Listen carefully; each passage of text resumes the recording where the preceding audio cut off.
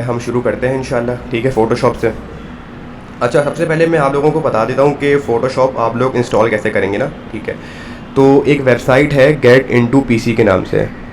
ठीक है, जब आप लोग इस वेबसाइट के ऊपर जाएंगे ना तो यहाँ पर आप लोगों को डिफरेंट सॉफ्टवेयर्स एडोब के जो है ना वो फ्री मिल जाएंगे इंस्टॉल करने के लिए। ठीक है, ये सारे पेड वर्जन्स नहीं है, ये सारे गेट इनटू पीसी के नाम से वेबसाइट है। ठीक है, यहाँ पे आप लोगों को डिफरेंट सॉफ्टवेयर्स मिल जाएंगे, एडोब फोटोशॉप, इलस्ट्रेटर, कुछ भी जो है ना आप लोग यहाँ से इंस्टॉल कर सकते हैं। अब यहाँ से मैं सर्च करूँगा एडोब फोटोशॉप, और आप लोगों ने CC 2022 करना है। ठीक है, CC लगाना ज़रूरी है क्योंकि इससे पुराना वाला जो वर्जन है वो हम लोग यूज़ नहीं करेंगे।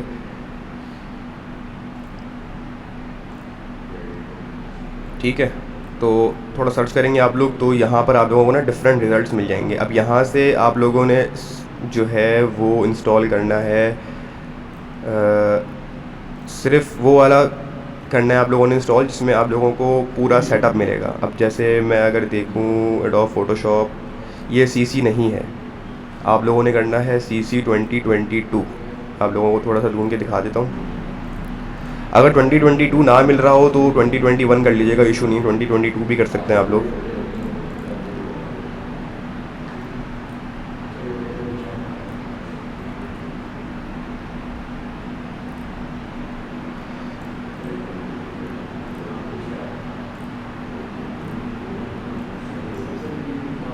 अच्छा जी, थोड़ा सा अगर हम सर्च करें इसमें तो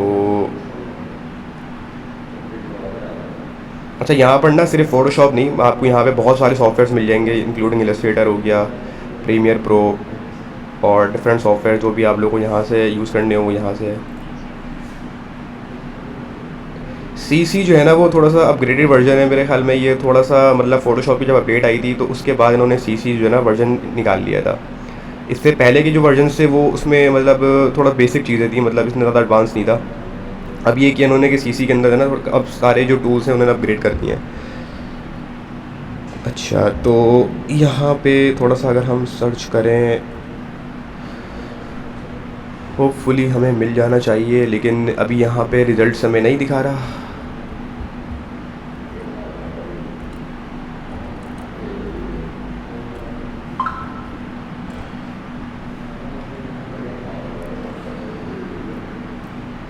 अच्छा जी, थोड़ा सा ढूंढते हैं, इंशाल्लाह यहाँ मिल जाएगा। अच्छा जी, यहाँ पर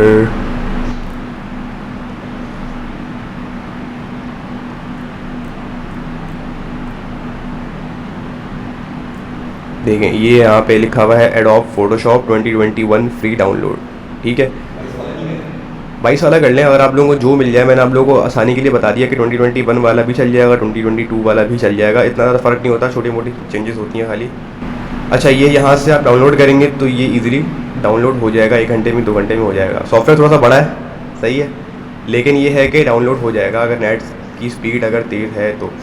सही है, ये मैंने बता दिया आप लोगों को कि सॉफ्टवेयर कैसे इंस्टॉल करेंगे। अच्छा, अब मेरे पास ऑलरेडी इंस्टॉल्ड है तो मैं यहाँ से जस्ट इसको ओपन कर लूँगा। ठीक है, जब आप लोगों के पास इंस्टॉल हो जाएगा तो आप लोग उसका सारा सेटअप वगैरह कर लीजिएगा। कोई इशू है तो भले से पूछ लीजिएगा, वैसे इतना मुश्किल होती नहीं है, थोड़ा टाइम लेगा क्योंकि सॉफ्टवेयर थोड़ा सा बड़ा है ये। सही है, तो जो है ना हो सकता है 2 घंटा ना ले, 2 घंटे से ज़्यादा टाइम ले ले। अभी अभी नहीं करें अभी तो जाहिर बात है टाइम बहुत ले लेगा। हाँ, रिक्वायरमेंट, हाँ रिक्वायरमेंट मैं आप लोगों को बता देता हूँ। सिस्टम की रिक्वायरमेंट मिनिमम 8 GB रैम आपके पास होनी चाहिए। ठीक है, ये मस्ट है। एडोब के किसी भी सॉफ्टवेयर को अगर आप यूज़ करेंगे ना तो उसमें 8 GB रैम मिनिमम रिक्वायरमेंट है इसकी। 4 GB रैम पे मुश्किल है, चल जाएगा लेकिन बहुत ज़्यादा अटकेगा। तो ज़रूरी ये है कि आपके वो भी सिस्टम में लैपटॉप हो चाहे आप PC यूज़ कर रहे हो तो उसके अंदर 8 GB रैम लगी हुई होनी चाहिए। ठीक है, ये एडोब की अपनी ऑफिशियल रिक्वायरमेंट है। अगर मैं थोड़ा सा अगर वेबसाइट पे जाके दिखाऊँ आप लोगों को इनकी,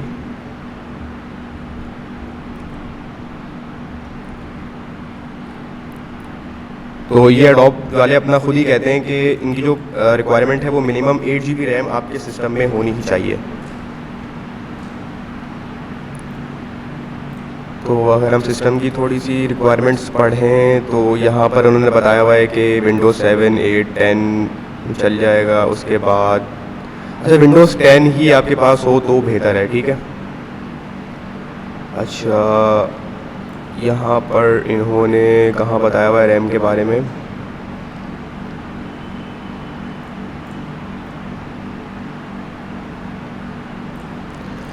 अच्छा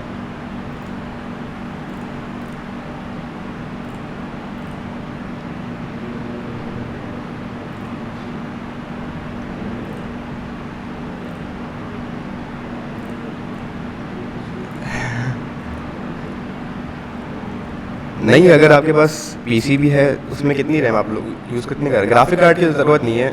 नहीं नहीं ज़रूरत नहीं है, वो चल जाता है, उसके बगैर भी चल जाएगा। थोड़ी सेटिंग करनी पड़ेगी, मैं दिखा देता हूँ सेटिंग कैसे करेंगे, तो उसके बगैर भी चल जाएगा, इतना कोई इतना इशू नहीं है बड़ा। बस ये है कि 8 GB रैम ज़रूरी है स्टार्टिंग में। अगर आप लोग के पास 4 GB रैम है तो इशू नहीं है, आप लोग यूज़ कर लें। बस ये हुआ कि आप लोग जो है ना उसमें फिर ये करिएगा कि बैकग्राउंड के ऊपर जो है ना कोई और एप्लीकेशन यूज़ ना कीजिएगा। अगर फोटोशॉप यूज़ कर रहे हैं तो फिर सिर्फ फोटोशॉप ही ओपन होना चाहिए। आ रही बात समझ? अच्छा जी बोलें। एडोब इलस्ट्रेटर हुआ हुआ है, ठीक है, अच्छी बात है। एडोब फोटोशॉप हाँ सही है, लेकिन एडोब फोटोशॉप अभी हम पढ़ लें तो एडोब फोटोशॉप आपको इंस्टॉल करना ज़रूरी है। हाँ फ़र्क है, एडोब इलस्ट्रेटर में और एडोब फोटोशॉप में बहुत फ़र्क है। दोनों अलग अलग सॉफ्टवेयर हैं, अलग अलग चीज़ों के लिए इस्तेमाल होते हैं, ठीक है। अच्छा अब जैसे आप जब इंस्टॉल कर लेंगे फ़ोटोशॉप तो कुछ इस तरीके की आपके पास स्क्रीन आएगी आपके पास, ठीक है। अच्छा डिफरेंस मैं आप लोगों को बता देता हूँ। इलस्ट्रेटर में अंदर जो है हम लोग वेक्टर्स के ऊपर काम कर रहे होते हैं यूजुअली, ठीक है। और जो आपका फ़ोटोशॉप है इसमें हम काम करते हैं पिक्सल्स वगैरह के ऊपर, ठीक है। जैसे जैसे हम काम करेंगे वैसे वैसे आप लोगों को समझ में आ जाएगा डिफरेंस, ठीक है। अच्छा अब जब आप लोगों के पास ये एक इंटरफेस आ जाएगा, यहाँ पर ऊपर आप लोगों के पास आता है फ़ाइल का मेन्यू, ठीक है। इस फाइल के मेन्यू से आप न्यू फाइल बना सकते हैं जिस फाइल पे आपको काम करना है। यहाँ से आप कोई भी फाइल ओपन कर सकते हैं।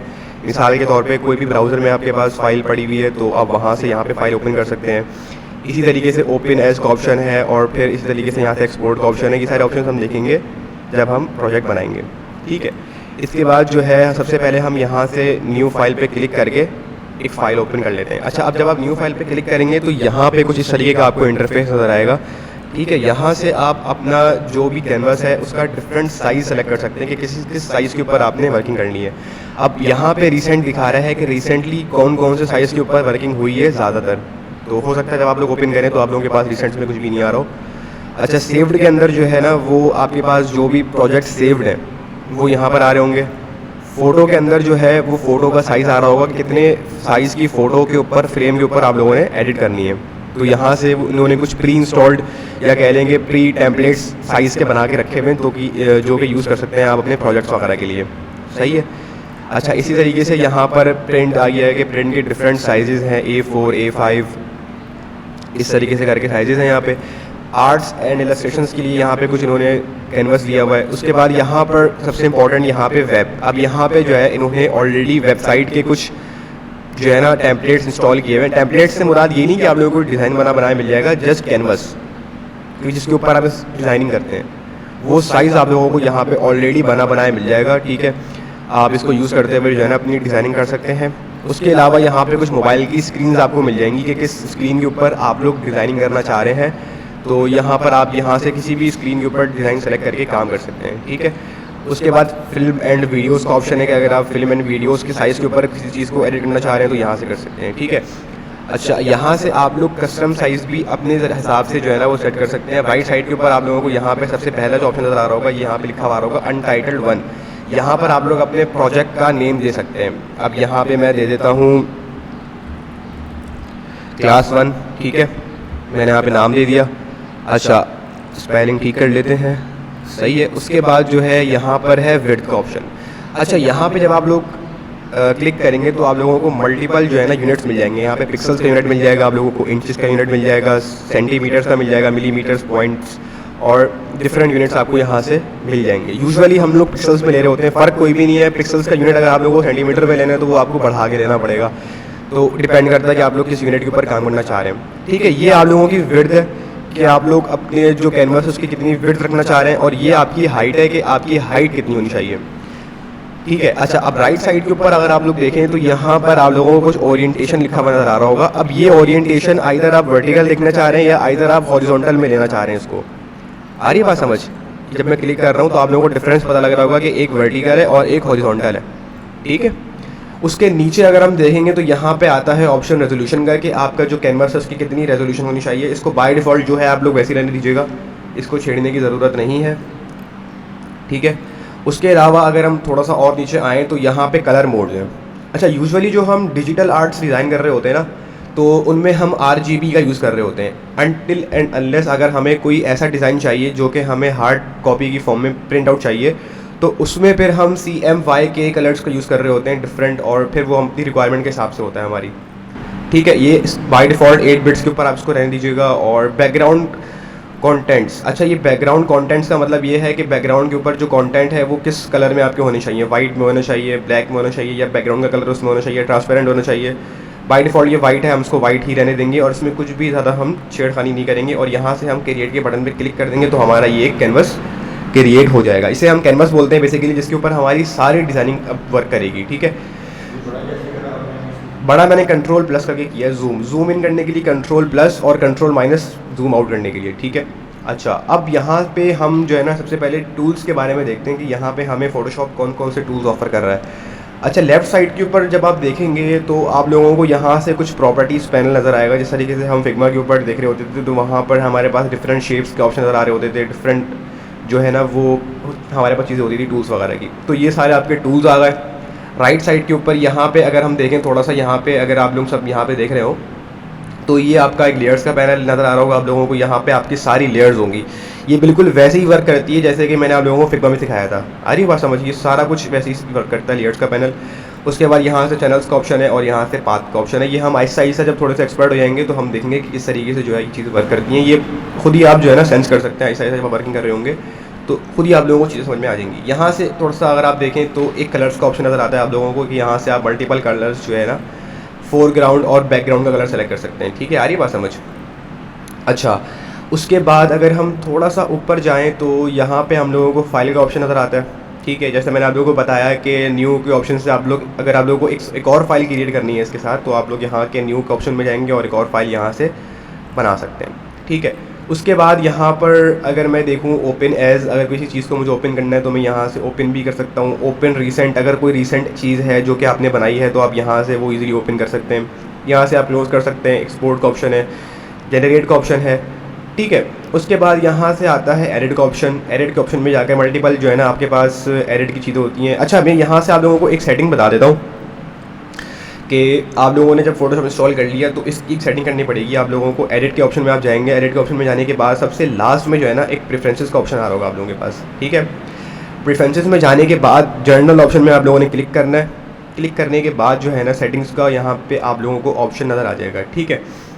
अब जर्नल सेटिंग्स तो हमारी यहाँ पे सारी ठीक है। अगर आप लोगों का कोई यहाँ पे चेक बॉक्स सेलेक्ट नहीं हुआ होगा तो आप लोग यहाँ से देख करके इसको सेलेक्ट कर लीजिएगा, ठीक है। इंटरफेस में अगर हम आएँ तो बाय डिफ़ॉल्ट हमारा इंटरफेस बिल्कुल सही है, लेकिन अगर आप लोग चाह रहे हैं कि आप लोगों का जो इंटरफेस है वो थोड़ा चेंज हो तो यहाँ से मैं कलर थीम सेलेक्ट कर सकता हूँ। अगर मैं ब्लैक करूँगा तो देखिए मेरा पूरा इंटरफेस ब्लैक हो गया। ये वहीं से साइड में यहाँ से गया हूँ एडिट के ऑप्शन में। एडिट के ऑप्शन में जाने के बाद मैं गया हूँ यहाँ से प्रेफरेंसेस में। प्रेफरेंसेस में जाने के बाद यहाँ पे मुझे ऑप्शन देगा जनरल सेटिंग्स का, तो मैं जनरल सेटिंग्स में गया हूँ। इसमें आने के बाद फिर मैंने लेफ़्ट साइड के ऊपर इंटरफेस पे क्लिक किया यहाँ पे, तो यहाँ से मैं डिफरेंट इंटरफेस अपने हिसाब से सेट कर सकता हूँ। अगर मैं ग्रे में काम करना चाह रहा हूँ तो मैं ग्रे में कर सकता हूँ, अगर मैं वाइट में चाह रहा हूँ तो मैं वाइट में कर सकता हूँ, ठीक है। ये वाला ज़्यादा अच्छा लगता है तो ये वाला हम रखेंगे फ़िलहाल।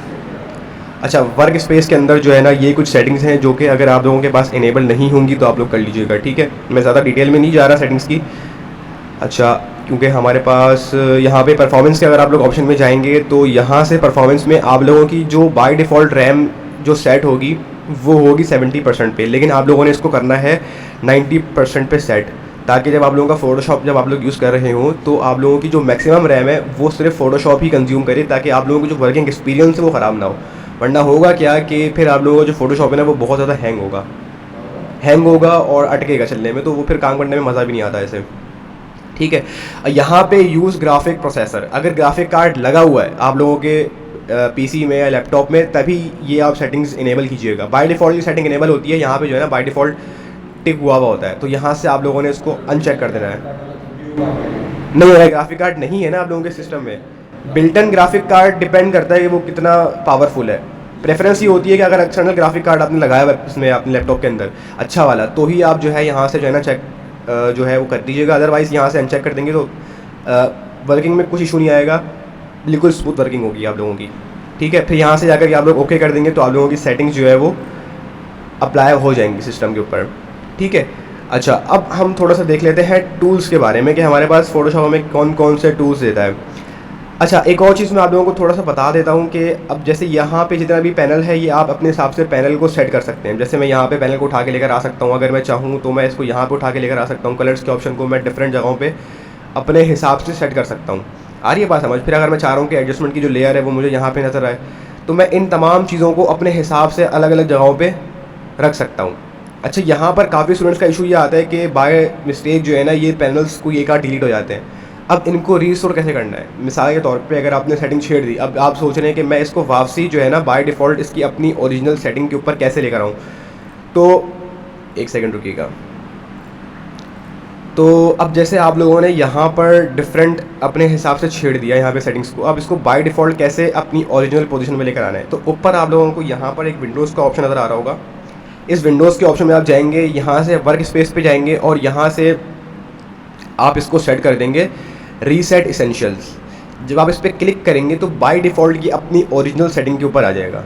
तो ये बहुत स्टार्टिंग में जो स्टूडेंट्स होते हैं उनको इशू आ रहा होता है कि वो जो है ना बाद औक़ात कोई पैनल डिलीट हो जाता है बाय मिस्टेक, तो वो यहाँ से सेटिंग्स में जाके रीस्टोर कर सकते हैं। अच्छा, अब यहाँ पे आप लोगों को लेफ्ट साइड पे नज़र आ रहा होगा ये जो पैनल है, यहाँ पे एक एरो नज़र आ रहा है।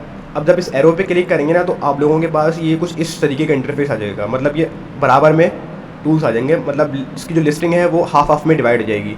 अगर मैं इसको वापसी क्लिक करता हूँ ना तो ये पूरा एक लंबा लाइन नीचे जा रही है। तो आपके ऊपर है कि आप लोग इसको किस तरीके से अपनी आसानी के लिए सेट कर सकते हैं। ठीक है, अच्छा अब थोड़ा सा टूल्स के बारे में डिस्कस कर लेते हैं कि हमें फोटोशॉप कौन कौन से टूल्स जो है वो ऑफ़र कर रहा है। सबसे पहले जो हमारा टूल आता है वो आता है मूव टूल का। ठीक है, मूव टूल से आप different objects, different elements, different चीज़ों को मूव करवा सकते हैं। अब जैसे अगर मैं यहाँ से फाइल के ऑप्शन में जाकर के ओपन करूँ कोई भी एक फ़ाइल, अगर मैं यहाँ पे ओपन कर लेता हूँ, अब चलें ये वाली एक इमेज मैं यहाँ से ओपन कर लेता हूँ।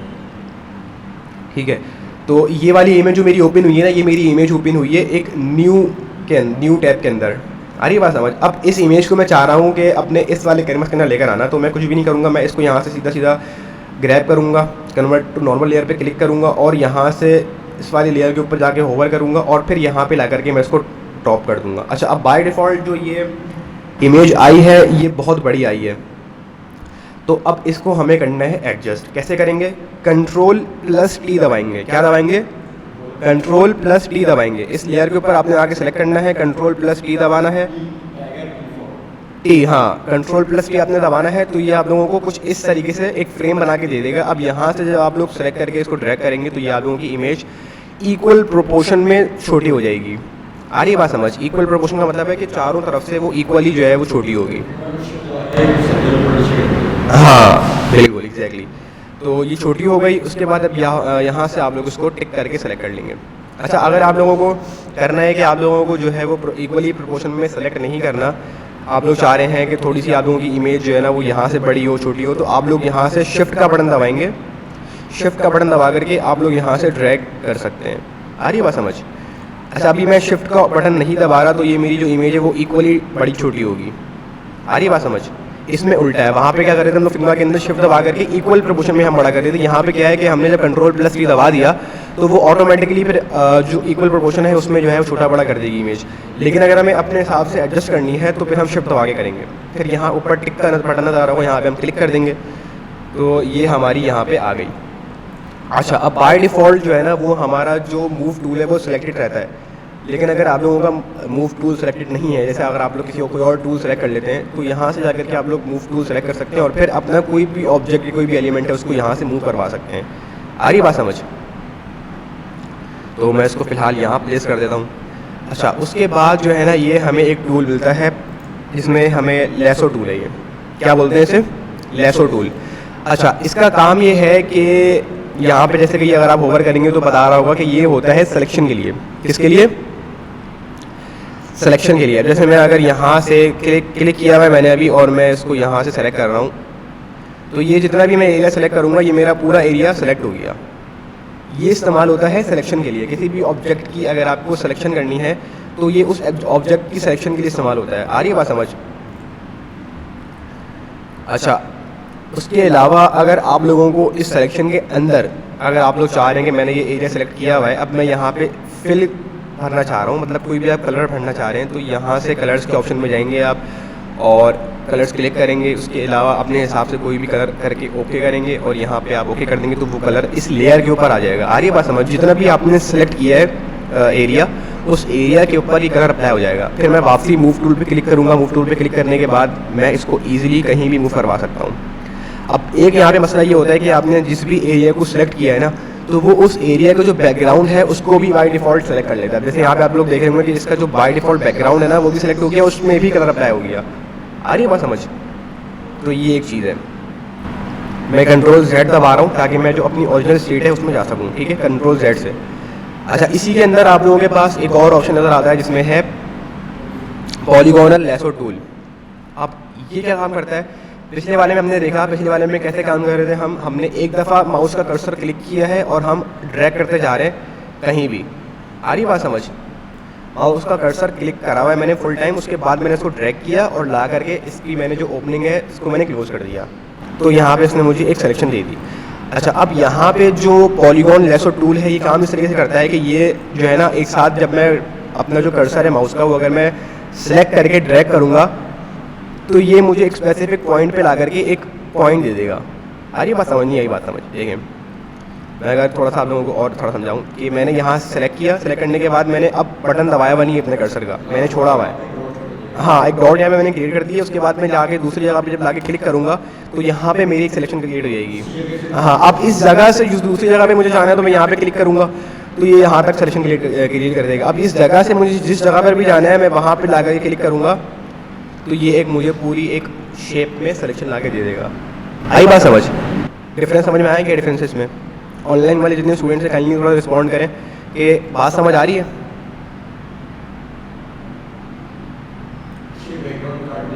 हाँ, जितनी भी सिलेक्शन है ये आपका जो बैकग्राउंड है या जितनी भी इमेज वगैरह लगी हुई है तो ये उसको साथ साथ जो है ना रिमूव कर देगा, क्रॉपिंग वगैरह बिल्कुल। अच्छा, जितने स्टूडेंट्स ऑनलाइन है काइंडली जो है ना माइक ओपन करके मुझे अपडेट कर दे रहे हैं कि आप लोगों को आवाज़ आ रही है, सब कुछ क्लियर है, क्योंकि ऐसे मुझे पता नहीं लग रहा आप लोगों का। अच्छा, आप लोगों की जो है आवाज़ नहीं आ रही मुझे, एक सेकंड रुकिएगा, काम करते हैं।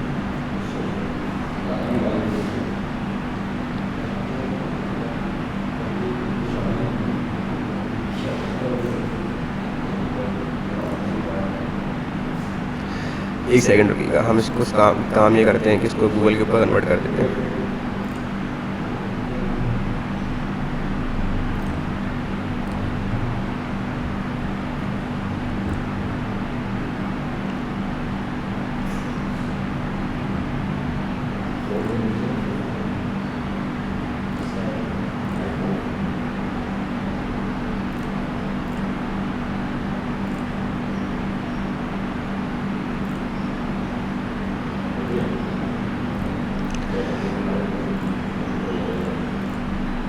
अच्छा जी, आप लोगों को आवाज़ आ रही है मेरी? जितने स्टूडेंट्स ऑनलाइन है ज़रा बताइएगा, थोड़ा सा माइक ओपन करके अपना। आवाज़ आ रही है स्टूडेंट्स? काइंडली माइक ओपन करके मुझे बताएं कि स्टूडेंट्स आवाज़ आ रही है आप लोगों को और स्क्रीन शेयर है मेरी?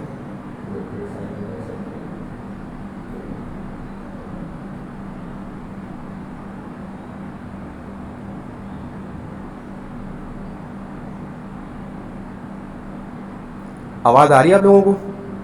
अच्छा, मेरी आवाज़ यहाँ पे। अच्छा, जितने स्टूडेंट्स ऑनलाइन है काइंडली मुझे बताएं आप लोगों को आवाज़ आ रही है मेरी?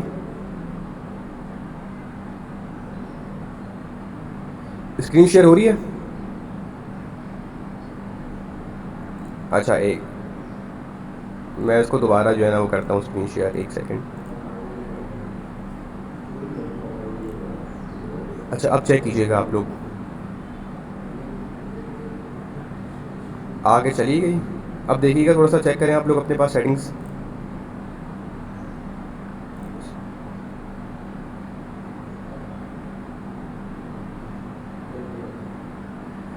एक सेकंड, मैं इसको दोबारा स्टॉप करके दोबारा जो है ना प्रेजेंट करके देखता हूँ। अच्छा, चेक कीजिएगा आप लोग काइंडली। हो रही है स्क्रीन शेयर?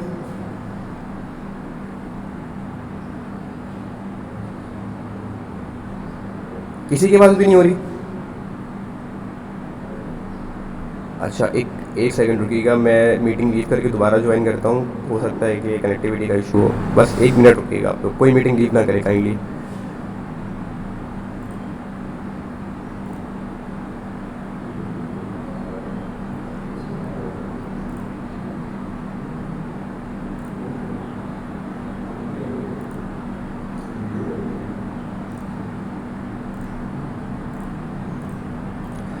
अच्छा, अब मैंने स्क्रीन शेयर की है तो देखें स्क्रीन शेयर हो रही है अब।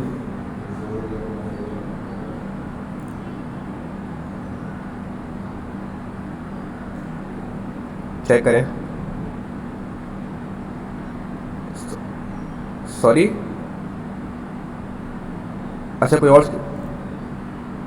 अच्छा अच्छा अच्छा अच्छा, अब हुई स्क्रीन शेयर आप लोगों को? हो रही है? अच्छा अच्छा अच्छा, सही है, ठीक है। ओके ओके ओके ओके, ठीक है। तो अब अगर किसी के पास स्क्रीन शेयर नहीं हो रही तो वो फटाफट से है ना लीव करके एक दफ़ा दोबारा ज्वाइन कर ले फ़ौरन, ताकि हो सकता है कभी ऐसा होता है कनेक्टिविटी का इशू आ रहा होता है। बहरहाल, अगर स्क्रीन शेयर हो गई है तो हो रही है। चलें, मुझे सारे स्टूडेंट्स काइंडली एक दफ़ा बता दें कि स्क्रीन शेयर हो रही है, ताकि फिर हम अपनी क्लास जो है ना वो कंटिन्यू करें।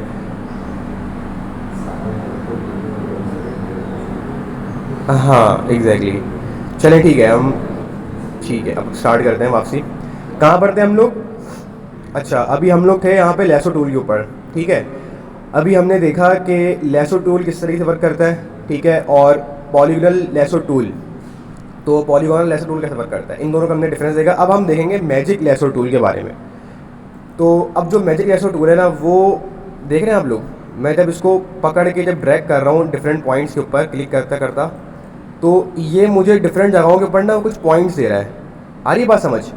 इसने डिफरेंट जगहों पे मुझे पहले पॉइंट्स दिए, उसके बाद यहाँ पर इसने मुझे पूरी एक सिलेक्शन दे दी।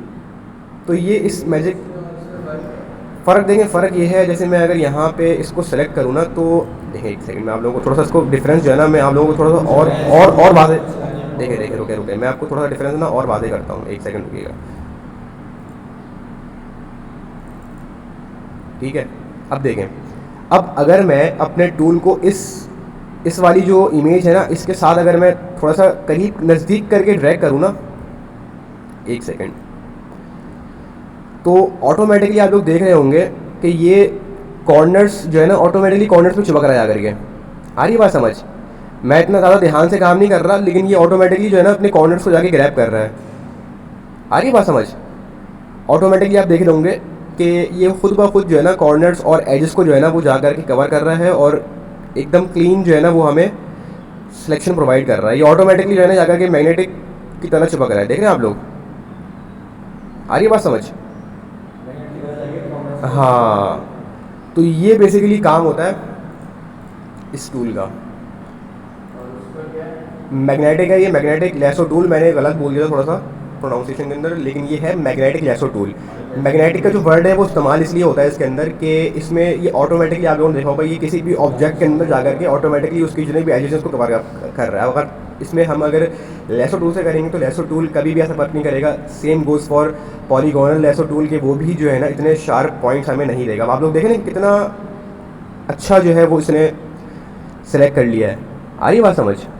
अभी भी कुछ मसले हैं तो इन मसलों को आप जा करके ईजिली सेट कर सकते हैं। जैसे ऊपर नज़र आ रहा होगा आप लोगों को यहाँ पे अगर आप लोग टॉप पे देखें तो ये हमें दिखा रहा है add to selection. Add to selection का मतलब ये है कि इस सिलेक्शन के अंदर आप कितनी जगहों पे ऐड करना चाह रहे हैं चीज़ों को। अब जैसे मैं जहाँ जहाँ क्लिक करूँगा ना, ये उन पॉइंट्स को भी अपने साथ ऐड कर लेगा।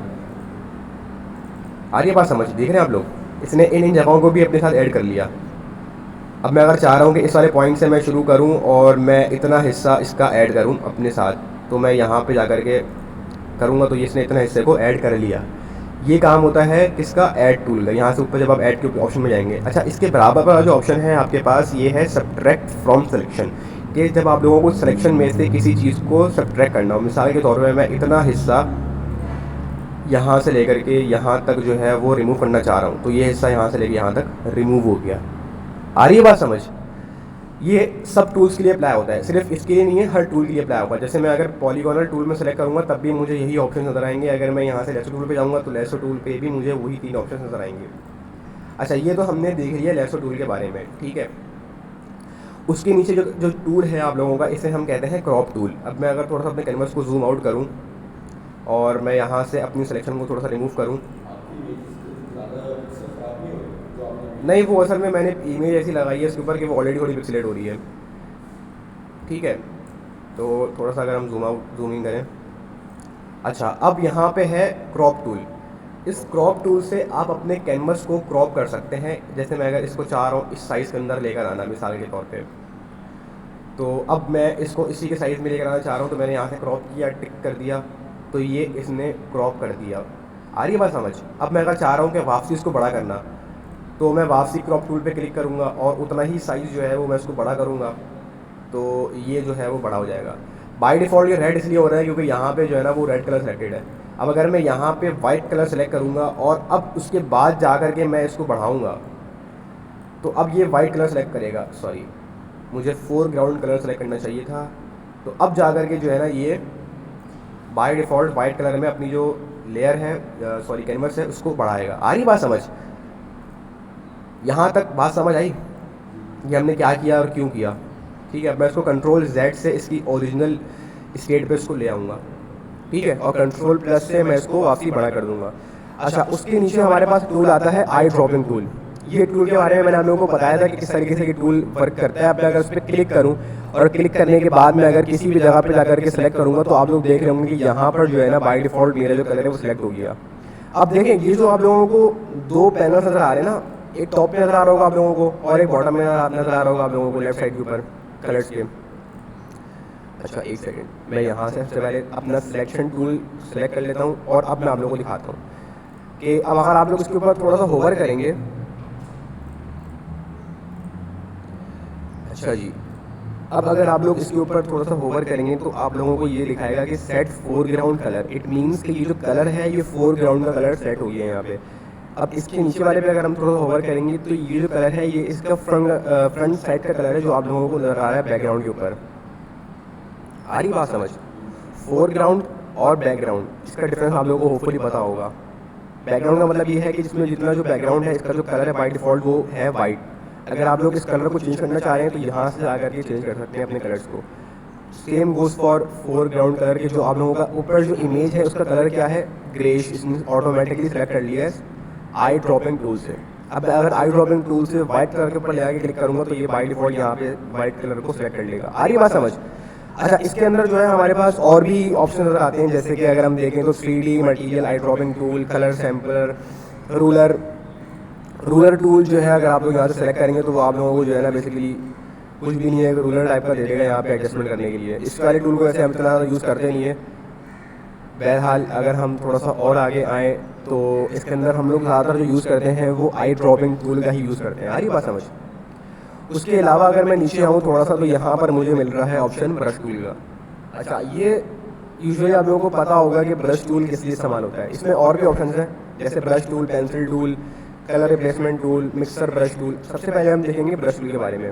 अब जैसे मैंने ब्रश टूल यहाँ से सेलेक्ट कर लिया, अच्छा ये ब्रश टूल हमेशा वर्क करेगा एक न्यू लेयर के ऊपर। अब बाय डिफ़ॉल्ट अगर मैं यहाँ पे बैकग्राउंड लेयर के ऊपर जाऊँगा तो ये यहाँ पे अभी इस वक्त यहाँ पे ये लेयर लॉक है, तो यूजुअली यहाँ पे अगर मैं अभी मैं सेलेक्ट करके यहाँ पे वर्क कर रहा हूँ, मैंने अपना जो माउस का कर्सर है वो मैंने प्रेस किया हुआ है, लेकिन अभी भी यहाँ पे कुछ भी सिलेक्ट नहीं हो रहा है। अगर आप लोग बोल दो कि मेरा वाइट कलर सेलेक्टेड है तो मैं कलर चेंज करके आप लोगों को दिखा देता हूँ। नहीं यहाँ पे सिलेक्ट हो गया। अच्छा अभी मैंने यहाँ पे लॉक ओपन कर दिया इसका। आ रही बात समझ? यहाँ से हम इसको कर देते कैंसिल। अभी मैं यहाँ पे अगर इस वाली लेयर को डिलीट करता हूँ और इस वाली लेयर को अगर हम कर देते हैं यहाँ से बाय डिफ़ॉल्ट लॉक, ठीक है। अब अगर मैं यहाँ से ब्रश टूल के ऑप्शन में जाऊँ तो यहाँ पे आप लोग देख रहे होंगे कि ये मुझे यहाँ पे क्रॉस का ऑप्शन नज़र आ रहा है। आ रही बात समझ। उस वक्त वहाँ पर ऑलरेडी एक इमेज मौजूद थी, तो उसने बाय डिफ़ॉल्ट उस इमेज को हिसाब से देखते हुए जरा उसने बोला कि अब इमेज यहाँ पे लगी हुई है, इट मीन्स कि न्यू लेयर पे ऑलरेडी वर्क हो रहा है, तभी उसने बैकग्राउंड के ऊपर जो है ना वो कलर अप्लाई कर दिया। अब यहाँ पे जैसे कोई भी लेयर मेरे पास मौजूद नहीं है, बाय डिफ़ॉल्ट ये बैकग्राउंड की लेयर है मेरे पास, तो अब मैंने जब यहाँ से ब्रश टूल को सिलेक्ट किया तो इसने मुझे यहाँ पर एक छोटा सा क्रॉस दे दिया कि आप इस वाले टूल के ऊपर, इस वाली लेयर के ऊपर वर्क नहीं कर सकते। क्या कह रहा है, could not use the brush tool because the layer is locked. ठीक है, अब यहाँ से जब मैं लेयर को ओपन करूँगा तब जा करके ये मुझे अप्लाई करने देगा यहाँ से अपने ब्रश टूल को। अच्छा, अब आप लोग देख रहे होंगे कि ऊपर टॉप के ऊपर जो है ना यहाँ से कुछ टूल्स हैं इसकी सेटिंग है ब्रश की। अब अगर मैं यहाँ से जो है ना जाऊँ तो मैं अपने ब्रश का साइज़ छोटा और बड़ा कर सकता हूँ। ठीक है, आ रही बात समझ। अगर मैं इसको साइज़ को छोटा बड़ा करूँ तो ये साइज़ मेरा बड़ा हो जाएगा। आ रही बात समझ।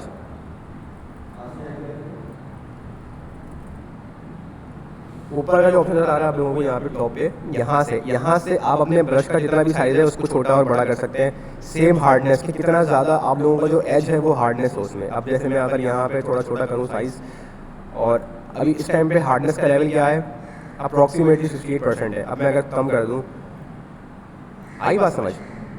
ये डिफरेंस है बेसिकली हार्डनेस के अंदर। और इसी तरीके से यहाँ पर आप लोगों के पास थोड़े से ब्रश के ऑप्शन हैं कि डिफरेंट, यहाँ पे आप लोग अपने हिसाब से जो ब्रशेज़ हैं उनको सेलेक्ट कर सकते हैं। अभी बाय डिफ़ॉल्ट मेरे पास जो ब्रश सेलेक्ट हुआ हुआ है वो ये वाला हुआ हुआ है। मैं अगर चाह रहा हूँ कि कोई और सा ब्रश सेलेक्ट करना, तो यहाँ से मैं कोई और सा ब्रश सेलेक्ट करके उसके हिसाब से वर्क कर सकता हूँ। आ रही बात समझ। देख रहे हैं आप लोग, डिफरेंट ब्रशेज़ हैं यहाँ पे, डिफरेंट ब्रशेज़ डिफरेंट नीड्स के हिसाब से। अब आप लोगों ने देखा होगा ज़्यादातर कुछ पोस्टर्स ऐसे होते हैं जिनमें कुछ इस तरीके का डिज़ाइन होता है, उसके अंदर टेक्स्ट लिखा होता है। आ रही बात समझ। तो उसके लिए फिर यहाँ से ब्रशेज़ के ऑप्शन से जा करके आप लोग डिफरेंट ब्रशेज़ से जो अपना डिज़ाइन है वो बना सकते हैं। यहाँ पे कुछ मोड्स आते हैं आपके पास कि आप लोग कौन सा मोड यूज़ करना चाह रहे हैं। अब अगर मैंने यहाँ पे डिज़ॉल्व वाला मोड यूज़ किया तो कुछ इस तरीके से ये इफेक्ट देगा मुझे। अगर मैं यहाँ से बिहाइंड के ऑप्शन में जाऊँगा या दूसरे किसी ऑप्शन में जाऊँगा तो मुझे कुछ अलग तरीके का इफेक्ट देगा। आ रही बात समझ। अच्छा, उसके बाद यहाँ पे मेरे पास है ओपेसिटी का ऑप्शन। ओपेसिटी का ऑप्शन इस्तेमाल होता है, जैसे मैंने आप लोगों को बताया था, किसी भी चीज़ को कितना ज़्यादा आप लोगों ने यहाँ पे विजिबल करके दिखाना है। अब मैं यहाँ से मैंने ओपेसिटी को अप्रॉक्सीमेटली 40% किया हुआ है, तो आप लोगों को देखे होंगे कि यहाँ पे जो आप लोगों का जो कलर है वो लाइट हो गया। अब मैं अगर इसकी ओपेसिटी को बढ़ाऊँगा ना तो उसका कलर मुझे पूरा देखने को मिलेगा। आ रही बात समझ। आई नहीं आई बात समझ। ठीक है, अभी हम यहाँ से थोड़ा सा इसको रिमूव कर देते हैं। ठीक है, इसकी ओपेसिटी को मैं यहाँ पे कर दिया 100%। उसके बाद यहाँ पे जो टूल है ये आप लोगों को मिलेगा कि जब भी आप लोगों को अपने ब्रश के अंदर कंट्रोल करना हो किसी भी चीज़ को, वैसे ज़्यादा ये टूल यूज़ होता नहीं है। आ रही बात समझ। उसके अलावा आप लोगों को यहाँ पे देख रहे होंगे आप लोग, यहाँ पे आप लोगों के पास एक फ्लो का ऑप्शन है। इसको आप बाय डिफ़ॉल्ट 100 ही रहने दीजिएगा। इसको ये बेसिकली इस्तेमाल होता है स्ट्रोक्स वगैरह के लिए। अगर मैं थोड़ा सा आप लोगों को दिखाऊँ, आ रही बात समझ। स्ट्रोक्स वगैरह के लिए होता है। इतना ज़्यादा आप लोगों को इस पर पता लग नहीं रहा होगा। जैसे आप लोग यहाँ पे थोड़ा सा जूम करके मैं आप लोगों को दिखाऊँ तो थोड़ा सा स्ट्रोक्स वगैरह में फ़र्क है। आ रही है बात समझ। हल्का फुल्का फ़र्क है इस वाले नीचे वाले में और ऊपर वाले में। ठीक है, उसके अलावा यहाँ पर स्मूथिंग है कि कितना ज़्यादा आप लोग स्मूथ इफेक्ट चाह रहे हैं अपने ब्रश टूल के अंदर। जैसे मैं आप लोगों को यहाँ पे थोड़ा सा डिफरेंस दिखाऊँ, अगर हम इसको थोड़ा सा कुछ इस तरीके से करें, इसको मैंने यहाँ पे ड्रॉ किया। अब मैं अगर इसका स्मूथिंग इफेक्ट थोड़ा कम करके ड्रॉ करूँ तो कुछ इस तरीके से मिलेगा।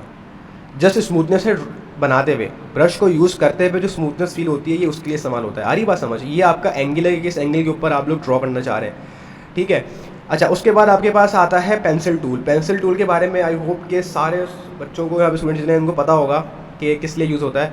अच्छा, अभी जो मैं अपने जो कैनवास है उसको मैं कैसे मूव कर रहा हूँ। अगर मेरा कैनवास कुछ इस तरीके से रखा हुआ है और मैं चाह रहा हूँ कि मेरा ये जो टूल है पेंसिल टूल, ये सिलेक्टेड है, लेकिन अब मैं चाह रहा हूँ अपने कैनवास को आगे पीछे मूव करना, तो मैं यहाँ से स्पेस बार का जब बटन दबाऊंगा तो देख होंगे आप लोग बाय डिफ़ॉल्ट इसने मुझे एक हैंड टूल दे दिया। अब इस हैंड टूल से मैं कहीं भी मूव करवा सकता हूँ, लेकिन मैंने स्पेस बार कंटिन्यूसली दबाया हुआ है। जैसे ही मैं स्पेस बार रिमूव करूँगा वही वाला मेरे पास टूल सेलेक्ट हो जाएगा जो बाय डिफ़ॉल्ट सेलेक्टेड था। अब अगर आप लोग चाह रहे हैं कि हैंड टूल सेलेक्ट करना मैनुअली आकर के, तो मैनुअली आप लोग यहाँ से देख रहे होंगे कि यहाँ पे हैंड टूल है, यहाँ से जाकर के आप लोग सेलेक्ट कर सकते हैं और फिर अपने कैनवास को आगे पीछे कहीं भी मूव करवा सकते हैं। ये कैनवास को मूव करवाने के लिए होता है। ऊपर वाला जो टूल है ये टूल ऑब्जेक्ट्स को मूव करवाने के लिए इस्तेमाल होता है, यानी कि आप लोगों के कैनवास के अंदर जो ऑब्जेक्ट्स हैं, जैसे कोई भी लेयर्स हो गई, मिसाल के तौर पे आप लोगों ने एक इमेज लगाई हुई है, आप लोगों ने जैसे मैंने दिखाया कोई भी चीज़ लगाई हुई है, तो ये उसके लिए इस्तेमाल होता है। और ये जो हैंड टूल है ये आप लोगों का पूरा ओवरऑल जो कैनवास है उसको मूव करवाने के लिए इस्तेमाल होता है। जैसे आप लोग देख रहे होंगे कि मैं जब जूम कर रहा हूँ तो ये नीचे आ गया, अब ये नीचे तो आ गया, अब मैं चाह रहा हूँ इसको थोड़ा सा ऊपर मूव करवाना, तो मैं स्पेस बार दबाऊंगा, स्पेस बार दबा करके मैं इसको ऊपर ले आऊँगा, अगर बाय डिफ़ॉल्ट मेरे पास ये हैंड टूल सेलेक्टेड नहीं है तो। आ रही बात समझ?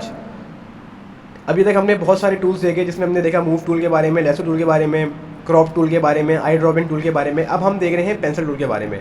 स्टूडेंट्स मुझे काइंडली रिस्पॉन्स दें, आप लोगों को बात समझ आ रही है यहाँ तक? जितने स्टूडेंट्स ऑनलाइन हैं मुझे काइंडली रिप्लाई करते रहें टाइम टू टाइम। अगर कोई चीज़ समझ नहीं आ रही हो ना तो मुझसे फ़ौरन जो है ना वो पूछ लीजिएगा। अभी मैं सिर्फ बेसिक टूल्स के बारे में बता रहा हूँ कि फोटोशॉप के अंदर आप लोगों के कितने कितने बेसिक टूल्स जो है वो आप लोगों को प्रोवाइड कर रहा है, ठीक है।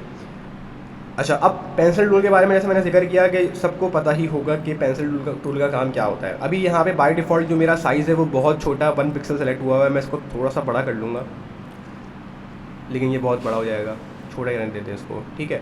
अब मैं यहाँ से जा कर के अपने पेंसिल टूल से जा कर के वर्क कर सकता हूँ। अच्छा, मेरा जो पेंसिल टूल है बाय डिफ़ॉल्ट अभी वर्क कर रहा है ब्रश के जैसा, लेकिन ये ब्रश के जैसा वर्क नहीं कर रहा। आप लोग इसको बिल्कुल भी ब्रश से कंपेयर मत कीजिएगा। ये बाय डिफ़ॉल्ट इसलिए वर्क कर रहा है इस तरीके से क्योंकि हमने इसका जो साइज़ है ना वो बहुत बड़ा रखा हुआ है। आ रही बात समझ? यूजुअली जो पेंसिल टूल है इसका जो साइज़ होता है ना वो बहुत छोटा होता है ताकि बारीक तरीके से लिख सकें। देख रहे हैं आप लोग?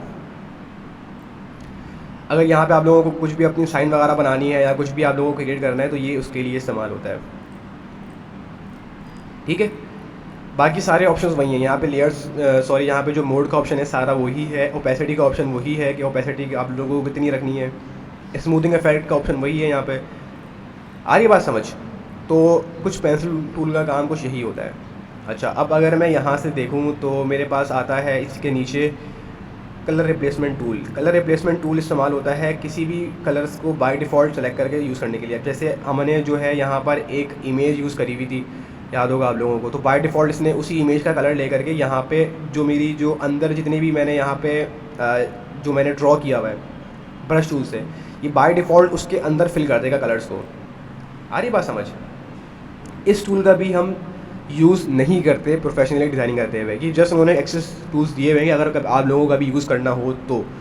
अच्छा, उसके बाद यहाँ पे है मिक्सर ब्रश टूल। अब ये करेगा क्या, ये जो है ना आप लोगों की जो लेयर्स हैं, मतलब जितने भी जो कलर्स हैं उनको आपस में मिक्स करके आप लोगों को शो कराएगा। अब जैसे अब मैं यहाँ से जब थोड़ा ड्रॉ कर रहा हूँ तो आप लोग देख रहे होंगे कि यहाँ पे जितना भी मेरा ब्लैक एरिया है, थोड़ा सा अगर मैं आप लोगों को जूम करके दिखाऊँ तो इसने इसके अंदर बाय डिफ़ॉल्ट रेड कलर को फिल कर दिया। आ रही बात समझ? और रेड एरिया में इसने बाय डिफ़ॉल्ट थोड़ा सा ब्लैक कलर को फिल कर दिया, और वाइट एरिया में इसने सेम जो है ना थोड़ा सा ग्रेश एरिया को फिल किया, और ग्रेश एरिया के अंदर इसने वाइट कलर को लेकर आ गया। तो ये सारे कलर्स को आपस में मिक्स करके डिफरेंट जगहों पे लाके दिखा रहा है जस्ट। इसका भी इतना कोई काम नहीं होता। ज़्यादातर हम लोग जो यूज़ करते हैं वो यूज़ करते हैं ब्रश टूल का। पेंसिल टूल का यूज़ ज़्यादातर जो डिज़ाइनर्स हैं वो यूज़ करते हैं पैड के ऊपर। ड्राइंग पैड आता है बाकायदा, तो उसके अंदर जो है ना प्रॉपर काम हो जाता है, तो उसमें ज़्यादा यूज़ कर रहे होते हैं। अगर आप लोगों का हाथ अच्छा सेट है तो आप लोग पेंसिल टूल को भी यहाँ से यूज़ कर सकते हैं, ठीक है। अच्छा, उसके अलावा अगर मैं थोड़ा सा नीचे आऊँ तो ये हिस्ट्री ब्रश टूल है। ये करेगा क्या, ये आप लोगों की हिस्ट्री सेव कर लेगा कि आप लोगों ने प्रीवियसली किस कलर का जो है ब्रश टूल यूज़ किया था। अभी आप लोगों ने देखा होगा कि मैंने जब मिक्सर टूल से जब मैं लेकर के गया तो मिक्सर टूल से मैंने वाइट एरिया में बाय डिफ़ॉल्ट लगा के सेलेक्ट कर दिया, तो अब इसने वही वाला कलर यूज़ कर लिया कि इससे पहले वाइट कलर का जो एरिया है वो सिलेक्टेड था और वाइट कलर जो है ना वो उसने अप्लाई करना शुरू कर दिया हर जगह। आ रही है बात समझ? अब अगर मिसाल के तौर पे मैं यहाँ पे जो है ना जो है कुछ इस तरीके से यूज़ करता हूँ और अब मैं कुछ ब्रश हिस्ट्री पे जाऊँगा तो शायद ये मुझे नहीं दे रहा, ठीक है। तो इसने बाय डिफ़ॉल्ट वाइट कलर को अपने पास सेव किया हुआ है। आ रही है बात समझ? हिस्ट्री में इसका भी हम इतना यूज़ नहीं करते। अच्छा, उसके नीचे आता है ग्रेडियंट टूल। अब ग्रेडियंट का आप लोगों सबको पता होगा, मैंने आप लोगों को बताया था कि ग्रेडियंट टूल इस्तेमाल होता है दो तरह के डिफरेंट शेड्स को अपने कैनवस में या अपने किसी भी जगह पे ऐड करने के लिए। अब जैसे यहाँ से मैंने सेलेक्ट कर लिया ग्रेडियंट टूल, अब मुझे ये ग्रेडियंट टूल बताएगा कि आप लोगों को कहाँ से कहाँ तक ग्रेडियंट चाहिए। अब यहाँ पे मैंने एक सेलेक्ट किया, यहाँ से मैंने लाइन सेलेक्ट करी, लाइन सेलेक्ट करने के बाद मैंने ला करके यहाँ पे छोड़ दी। इट मीन्स कि मुझे इस एरिया से इस एरिया तक अपना कलर का शेड चाहिए। अब वो कलर का शेड क्या होना चाहिए ये हम खुद बता सकते हैं। जैसे कि यहाँ से आकर के जब मैं सेलेक्ट करूँगा तो यहाँ से मैं डिफरेंट कलर सेलेक्ट कर सकता हूँ। अभी इस टाइम पे मेरे पास जो कलर सेलेक्ट हुआ हुआ है वो बाय डिफ़ॉल्ट हुआ हुआ है ब्लैक, तो मैं यहाँ से ब्लैक कलर सेलेक्ट करूँगा। और अच्छा, ये थोड़ा सा मैं अगर इसको यहाँ से सेलेक्ट करूँ, हाँ, तो इसने यहाँ पे मुझे ब्लैक कलर का ऑप्शन दे दिया। अब इस कलर के ऑप्शन में से जाने के बाद यहाँ से मैं अपना जो भी कलर है वो सिलेक्ट कर सकता हूँ। अगर मैं यहाँ पर थोड़ा ब्लूइश करूँ और साथ में मैं इसका भी कलर चेंज करना चाह रहा हूँ, इसका कलर बाय डिफ़ॉल्ट वाइट है, मैं चाह रहा हूँ इसका जो कलर है वो बाय डिफ़ॉल्ट वाइट ना रहे, कुछ इस तरीके का कलर हो जाए और इसकी जो लोकेशन है वो 100% कवर हो। लोकेशन 100% कवर होने का मतलब ये है कि ये कितना परसेंट एरिया कवरेज करेगा। आ रही है बात समझ? अभी जैसे मैंने यहाँ पे देखा कि लोकेशन 10% कवर हो रही है, इट मीन्स कि जो कलर है ये 10% जगह घेरेगा और इसका जो इसके बरक्स जो इसका दूसरा कलर है वो 100% जगह घेरेगा। अब जब मैं यहाँ से ओके पे क्लिक करूँगा तो मेरा ये कलर अप्लाई हो गया। दिख क्यों नहीं रहा? दिख इसलिए नहीं रहा क्योंकि बाय डिफ़ॉल्ट जो है ना वो इसने एक कलर ऑलरेडी सेलेक्ट किया हुआ है। अब अगर मैं न्यू लेयर बनाऊँ, न्यू लेयर बनाने के बाद जा कर के मैं यहाँ से करूँ इसको ओके का बटन क्लिक करूँ तो इसने यहाँ पे सिलेक्ट कर लिया है, लेकिन ये मुझे कलर यहाँ से दे नहीं रहा। अच्छा जी, क्यों नहीं दे रहा? थोड़ा सा हम देखते हैं इसके बारे में। अच्छा, दे इस वजह से नहीं रहा क्योंकि हमने यहाँ पे इसको सेलेक्ट करके बताया हुआ ही नहीं है कि कहाँ से लेके कहाँ तक इसको चाहिए कलर। आ रही बात समझ? जब मैंने सेलेक्ट किया तब जाकर के इसने मुझे यहाँ से बता दिया कि आपको कहाँ से लेकर के कहाँ तक कलर चाहिए। मैं जैसे यहाँ से लेके यहाँ तक सेलेक्ट करूँगा तो मुझे कुछ इस तरीके से ये कलर दे देगा। अब मैं चाह रहा हूँ कि यहाँ पर जिसकी स्मूथनेस है वो मुझे थोड़ी कम नज़र आए। मैं ओके पे क्लिक करूँगा, दोबारा चीज़ बनाऊँगा तो थोड़ी बहुत स्मूथनेस मुझे यहाँ पे कम नज़र आएगी। ठीक है, यहाँ से जाकर के मैं कस्टम नेम भी रख सकता हूँ इस कलर का। लेयर्स में से जाकर के मैं यहाँ से चेक कर सकता हूँ कि ग्रेडियंट की जो टाइप है वो सॉलिड होनी चाहिए या नॉइस होना चाहिए। तो फिलहाल हम इसको सॉलिड पे रखेंगे। सॉलिड पे रखने के बाद इसकी जो सेटिंग्स है वो यहीं से आप थोड़ी बहुत चेंज कर सकते हैं। जैसे यहाँ पे 100% है तो मैं इसको यहाँ पे 50% रख देता हूँ। ठीक है यार, ये बात समझ। और इसकी जो सेटिंग है इसको मैं 50% रख देता हूँ तो दोनों 50-50 आ गए। अच्छा, उसके बाद इसकी जो ओपेसिटी है मैंने रख दी 100%। इसकी भी जो ओपेसिटी है उसको भी हमने रहने दिया 100%। थोड़ा सा कम कर लेते हैं, इसकी भी ओपेसिटी को मैं थोड़ा सा कम कर लेता हूँ और इसकी जो लोकेशन है वो हम बाय डिफ़ॉल्ट सेट कर देते हैं 40% पे। अब मैं ओके करूँगा और मैं ऊपर से लेकर नीचे तक जब ड्रॉ करूँगा तो यहाँ पे बाय डिफ़ॉल्ट मुझे कलर नज़र आ गया। ये आप लोगों को कुछ इस तरीके से इसलिए नज़र आ रहा है क्योंकि ये बाय डिफ़ॉल्ट बैकग्राउंड का कलर भी ले रहा है। अब मैं यहाँ से अगर न्यू लेयर पे जाऊँ और अपनी प्रीवियस लेयर को यहाँ से बंद कर दूँ और ये बाय डिफ़ॉल्ट अभी भी मुझे ग्रेडियंट दे रहा है, तो यहाँ से मैं इस ग्रेडियंट को डिलीट करने की कोशिश करता हूँ। तो अच्छा जी, बाय डिफ़ॉल्ट हम इसको बोलते हैं कि वाइट कलर ही सेलेक्ट करें। अच्छा ठीक है, अब देखें यहाँ पे हमारे पास आ गया एक न्यू लेयर। अब इस लेयर के ऊपर मैं चाह रहा हूँ ग्रेडियंट अप्लाई करना, तो मैं इसी तरीके से अप्लाई करूँगा। आ रही बात समझ? लेकिन इस टाइम पर बैकग्राउंड में कुछ है नहीं मेरे पास। आ रही बात समझ? बैकग्राउंड जो है ना वो ट्रांसपेरेंट है, तो इस वजह से मुझे कुछ इस तरीके का इफेक्ट नज़र आ रहा है। अब मैं अगर अपने बैकग्राउंड पे जाऊँगा, ओरिजिनल बैकग्राउंड के ऊपर, और अब जा कर के मैं इसका जो है ना कलर वगैरह सेट करूँगा, तो यूजुअली मुझे इसमें कलर दे देना चाहिए। अच्छा, ये कलर मुझे क्यों नहीं दे रहा? Solid, sorry. अच्छा, अगर आप लोगों को इस लेयर के ऊपर कलर ऐड करना है, सॉलिड कलर, तो अभी इस टाइम पे आप लोग देख रहे होंगे कि मेरी ये वाली जो लेयर है कि सिलेक्टेड है। देख रहे हैं आप लोग? अगर मैं थोड़ा बहुत आप लोगों को लेयर की सिलेक्शन के बारे में मैंने बताया था कि किस तरीके से आप लोग लेयर्स को सिलेक्ट कर सकते हैं आपस में, तो जब मैंने यहाँ पे देख रहा हूँ तो यहाँ पे जो लेयर है ये मैंने सेलेक्ट कर ली। सेलेक्ट करने के बाद नीचे जो है ना आप लोगों को कुछ ऑप्शन नजर आएंगे। ये ऑप्शंस अगर हम थोड़ा सा देखें तो ये यहाँ पर लेयर को डिलीट करने के यूज़ होता है। अगर मैं इस वाली लेयर को यहाँ से करना चाह रहा हूँ डिलीट, तो मैं यहाँ से इस लेयर को डिलीट कर सकता हूँ। आ रही बात समझ?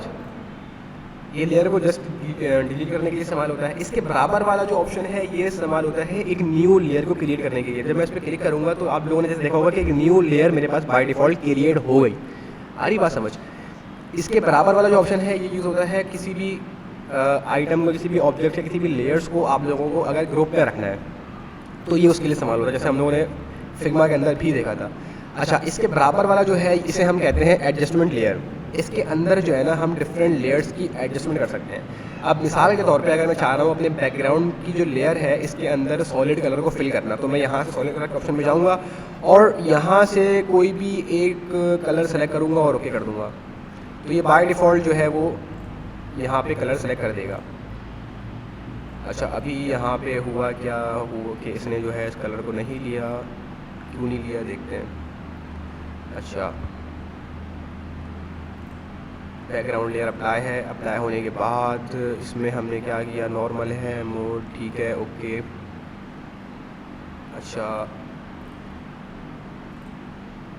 अच्छा ये ब्लैक लेयर अप्लाई हो रही है, लेकिन मेरी जो यूँ कहने की जो मेरा जो ग्रेडियंट है ना, ये इसके ऊपर अप्लाई कर रहा है। आ रही बात समझ? तो मुझे यहाँ से इस लेयर को करना पड़ेगा डिलीट, इसको भी करना पड़ेगा डिलीट, और इस वाली लेयर को भी डिलीट करूँगा, इसको भी डिलीट कर देता हूँ। अब मैं लूँगा न्यू लेयर और इस पर हम करेंगे वर्किंग। इसका मैं ले लेता हूँ सॉलिड कलर। देख रहे हैं, जब मैंने सॉलिड कलर पे क्लिक किया तो ऑटोमेटिकली वाइट कलर सेलेक्टेड था और वाइट कलर यहाँ पे फिल हो गया। ये न्यू लेयर पे फिल हुआ है बेसिकली। आ रही बात समझ? अच्छा ये तो बात हो गई यहाँ से एडजस्टमेंट लेयर की। अच्छा इसके अंदर बहुत सारे ऑप्शंस हैं, जैसे यहाँ पर अगर आप ग्रेडियंट ऐड करना चाह रहे हैं तो यहाँ से भी ग्रेडियंट ऐड कर सकते हैं।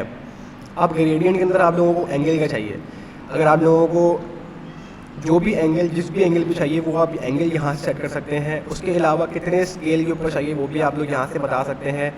स्टाइल क्या हो, आइदर वो रेडियल हो, मैंने ये भी बताया था आप लोगों को फिल्म के अंदर कि अगर आप लोग चाह रहे हैं कि सेंटर से कलर पॉप अप हो।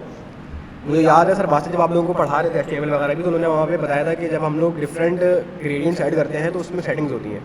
RGBA करके जो बता रहे थे सर, उसमें जब आप लोग वेबसाइट वगैरह ओपन करी थी तो उसमें आप लोगों ने देखा होगा कि रेडियल कलर्स किस तरीके से हम सेट करते हैं। मैं यहाँ पे आप लोगों को थोड़ा सा दिखा देता हूँ उसके बारे में कि ये कलर जो है ना वो सेंटर से जो है ना वो सेंटर से कलर अप्लाई होता है इसके अंदर। हाँ, अब अगर मैं इसकी लोकेशन कर दूँ 50% और इस वाले की लोकेशन भी मैं कर दूँ 50%। अच्छा इसका जो अब अगर मैं आप लोगों को थोड़ा सा डार्क करके दिखाऊं तो देख रहे हैं आप लोग सेंटर से स्प्रेड हो रहा है। रेडियल का मतलब कुछ भी नहीं, सिर्फ ये रेडियल का मतलब है। तो ये डिफरेंट सेटिंग्स हैं, इनके साथ आप अपने हिसाब से जो है ना वो खेल सकते हैं और अपने हिसाब से एडजस्टमेंट कर सकते हैं।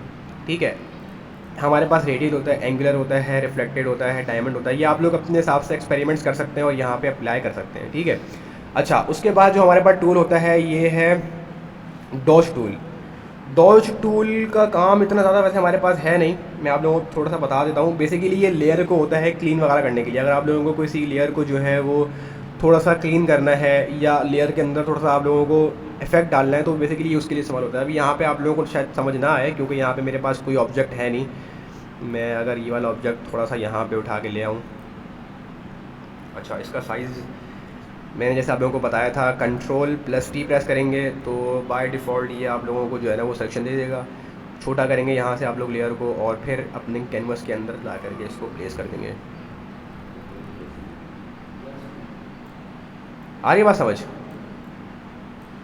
यहाँ से मैं टिक पे क्लिक कर लूँगा। उसके बाद डॉज टूल का काम बेसिकली देख रहे हैं आप लोग, अगर मैं इस पर थोड़ा सा होवर कर रहा हूँ तो ये मुझे थोड़ा सा ब्राइट इमेज को ब्राइट कर रहा है। आई बात समझ? इसका काम सिर्फ यही है। आई नहीं बात समझ? देख रहे हैं, ये पूरा ब्राइट हो गया। अच्छा उसके बाद बर्न टूल है और स्पंज टूल है। ये भी इनका भी काम कुछ इसी तरीके से है, लेकिन इनका हम इतना ज़्यादा यूज़ करते नहीं हैं। अच्छा सबसे इंपॉर्टेंट यहाँ पर आता है टेक्स्ट टूल। अच्छा अब अगर हम देखें टेक्स्ट टूल के बारे में तो यहाँ पर हमें कुछ ऑप्शंस दिखा रहा है। Horizontal text tool, vertical text tool, vertical type mask tool, horizontal type mask tool. इसके अंदर हम ज़्यादातर दो टूल्स का यूज़ करते हैं, एक करते हैं हम हॉरिजॉन्टली, एक करते हैं हम वर्टिकली। हॉरिजॉन्टली जब आप यूज़ करेंगे और आपके पास एक कर्सर के अंदर आ जाएगा, नज़र आ रहा है सबको या नहीं आ रहा? नज़र आ रहा है ना कर्सर? अब मैं कर्सर को ला करके जब यहाँ पे प्रेस करूँगा तो मुझे यहाँ पे जो है ना वो ऑप्शन दे देगा अपना टेक्स्ट ऐड करने के लिए। यहाँ पे मैं अपना कुछ भी टेक्स्ट ऐड कर सकता हूँ, जैसे मैंने यहाँ पे ऐड कर दिया हेलो वर्ल्ड। ठीक है, अब मैं अगर चाह रहा हूँ इसका साइज़ हाँ छोटा बड़ा करना तो सेम मैं यहाँ से जाऊँगा ऊपर और ऊपर जाने के बाद यहाँ से इसका जो साइज़ है बाय डिफ़ॉल्ट 31 पे सेट हुआ हुआ है। अब मैं इसको चाह रहा हूँ 48 पे सेट करना तो मैं इसको 48 पे सेट कर सकता हूँ। अच्छा अब मैं इस सिलेक्शन के अंदर रहते हुए इसको मैं चाह रहा हूँ मूव करवाना, तो देखें अभी मेरा कर्सर यहाँ पे है टाइप मोड के अंदर, नज़र आ रहा है आप लोगों को? अब मैं अगर यहाँ पे थोड़ा सा इसी लेयर के नीचे आता हूँ ना तो यहाँ पे मुझे मेरा कर्सर चेंज हो जाएगा। अब यहाँ से पकड़ के मैं उसको मूव करवा सकता हूँ। आ रही बात समझ? ये यूजुअली स्टूडेंट्स का होता है मसला कि जब शुरू में हम वर्क कर रहे होते हैं ना, तो ये हमें समझ नहीं आता कि किस तरीके से हम टेक्स्ट को इसी सिलेक्शन के अंदर रहते हुए मूव करवाएं। वरना तरीक़ेकार एक और ये भी है कि आप लोग यहाँ से जाकर के आप लोग टिक करें, टिक करने के बाद जब ये सिलेक्शन आपकी कंप्लीट हो जाए और मूव टूल से जाकर के फिर आप इसको मूव करवाएं। लेकिन अगर आप लोग चाह रहे हैं कि मैं एट अ टाइम मूव करवाऊँ, मैं अगर यहाँ पे टेक्स्ट टूल के अंदर हूँ, ऑलरेडी वर्क कर रहा हूँ और मैंने कुछ काम किया, अब मैं इसको मूव करवाना चाह रहा हूँ, तो आप लोग थोड़ा सा नीचे आएंगे तो आप लोगों को ये कर्सर चेंज करके दे देगा। अब इसके बाद आप लोग यहाँ से जाके कहीं भी मूव करवा सकते हैं। आ रही बात समझ? अच्छा, अब मैं अगर चाह रहा हूँ इसका फ़ॉन्ट चेंज करना, तो यहाँ पर आप लोगों के पास बेशुमार फ़ॉन्ट्स हैं। आप लोग अपने हिसाब से बहुत सारे तरीक़ों के फ़ॉन्ट चूज़ कर सकते हैं। इवन आप लोग फ़ोटोशॉप के अंदर अपनी पसंद के फ़ॉन्ट्स डाउनलोड भी कर सकते हैं। आप लोग नेट के ऊपर जाएंगे, गूगल के ऊपर, वहाँ पे लिखेंगे डाउनलोड फ़ॉन्ट्स फॉर फोटोशॉप या फॉर इलस्ट्रेटर, तो वो वहाँ पे आप लोगों को इवन फ़ाइल दे देगा इंस्टॉल करने के लिए। वो बहुत कम MBs की फ़ाइल होती है, तो वो आप लोग यहाँ से इजीली इंस्टॉल कर लेंगे और वो फ़ॉन्ट आप लोगों को यहाँ पे इजीली टॉप पे नज़र आ जाएगा, इस टॉप पे। तो यहाँ से अभी जैसे मैंने कोई भी एक फ़ॉन्ट सेलेक्ट कर लेता हूँ, तो यहाँ पे जैसे मैंने ये वाला फ़ॉन्ट सेलेक्ट कर लिया। उसके बाद ये इसकी अलाइनमेंट क्या चाह रहे हैं आप लोग? आप इसको चाह रहे हैं लेफ़्ट अलाइन करना, राइट अलाइन करना या सेंट्रलाइज करना, कुछ भी, तो आप लोग यहाँ से इसकी अलाइनमेंट भी सेट कर सकते हैं। ठीक है। उसके अलावा अगर आप लोग चाह रहे हैं किसी एक सेलेक्टेड एरिया के अंदर टेक्स्ट डालना, जैसे मैंने ये वाला पूरा एरिया सेलेक्ट किया, अरे बात समझ कैसे किया? बिल्कुल उसी तरीके से किया जिस तरीके से हम लोग करते थे फिग्मा के अंदर। मैं आप लोगों को थोड़ा सा दिखाता हूँ करेंगे। अभी इस वक्त मैंने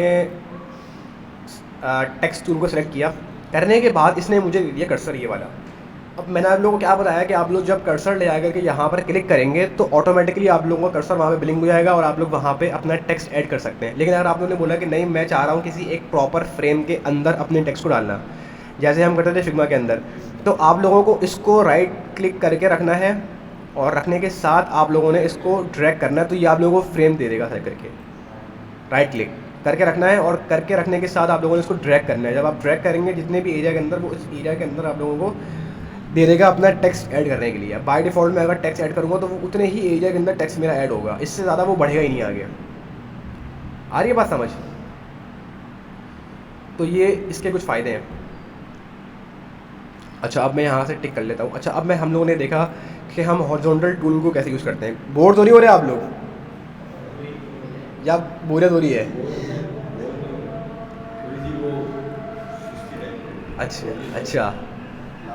अच्छा, ऑनलाइन वाले स्टूडेंट्स काइंडली सारे रिस्पॉन्स करते रहा करें टाइम टू टाइम, ताकि मुझे पता लगे कि आप लोग मौजूद हैं, सो नहीं रहे क्लास में बैठे बैठे।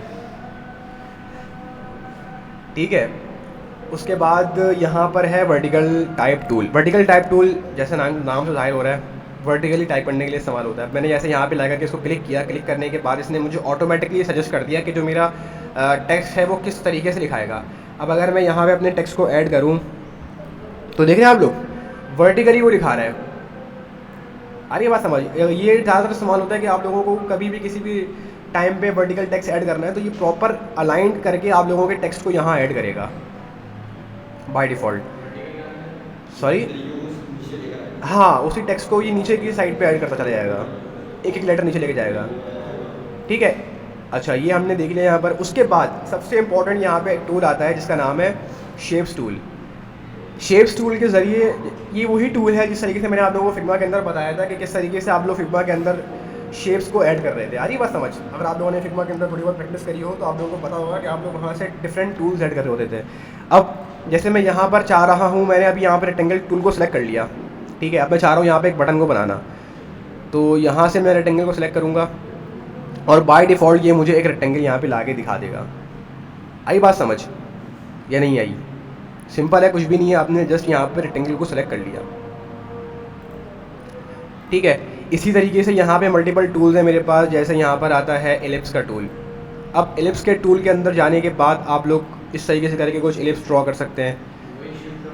नहीं, शिफ्ट दबाए बगैर मैंने किया है। ये पॉलीगॉन टूल है, इसको भी मैं पकड़ के जब थोड़ा सा बड़ा करूँगा तो ये मुझे शेप दे देगा। आ रही है बात समझ? उसके बाद लाइन टूल है कि मैं यहाँ से अगर डिफरेंट लाइन को बनाना चाह रहा हूँ तो यहाँ से मैं लाइन को बना सकता हूँ। उसके अलावा नीचे हमारे पास आता है कस्टम शेप टूल।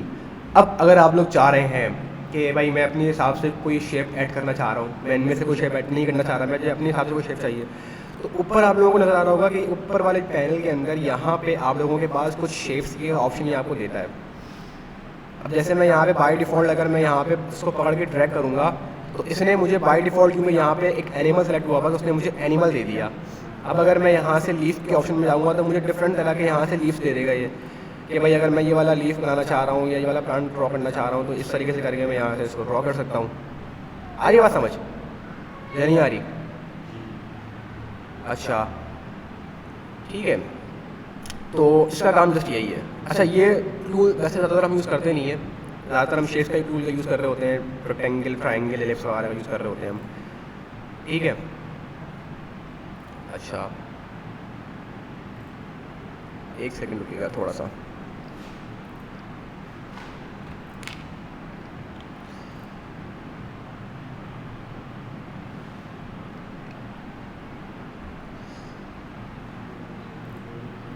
हुआ ये है कि मेरे पास भी एग्जैक्टली 8 GB रैम है, तो थोड़ा सा ये हैंग कर रहा है।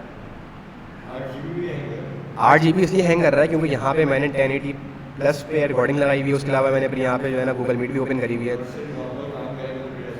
तो हाँ नॉर्मल काम करेंगे तो नहीं होगा बिल्कुल भी, ठीक है। थोड़ा सा मैंने इसी वजह से जा करके ना उसको रिफ़्रेश कर लिया। अच्छा अभी हमने यहाँ पे डिफरेंट टूल्स वगैरह को देखा कि किस तरीके से हम यूज़ कर सकते हैं, हमने यहाँ पे शेप टूल को भी देखा। अच्छा उसके बाद एक काम ये करते हैं कि यहाँ से मैं जो है इसको थोड़ा सा रुकें, वेट करना पड़ेगा आप लोगों को थोड़ा सा। हल्का फुल्का सा मुझे जो है ना वो लैग फील हो रहा है, तो अब मैं करता ये हूँ कि मैं यहाँ से ना न्यू फाइल ओपन कर लेता हूँ। आ रही बात समझ?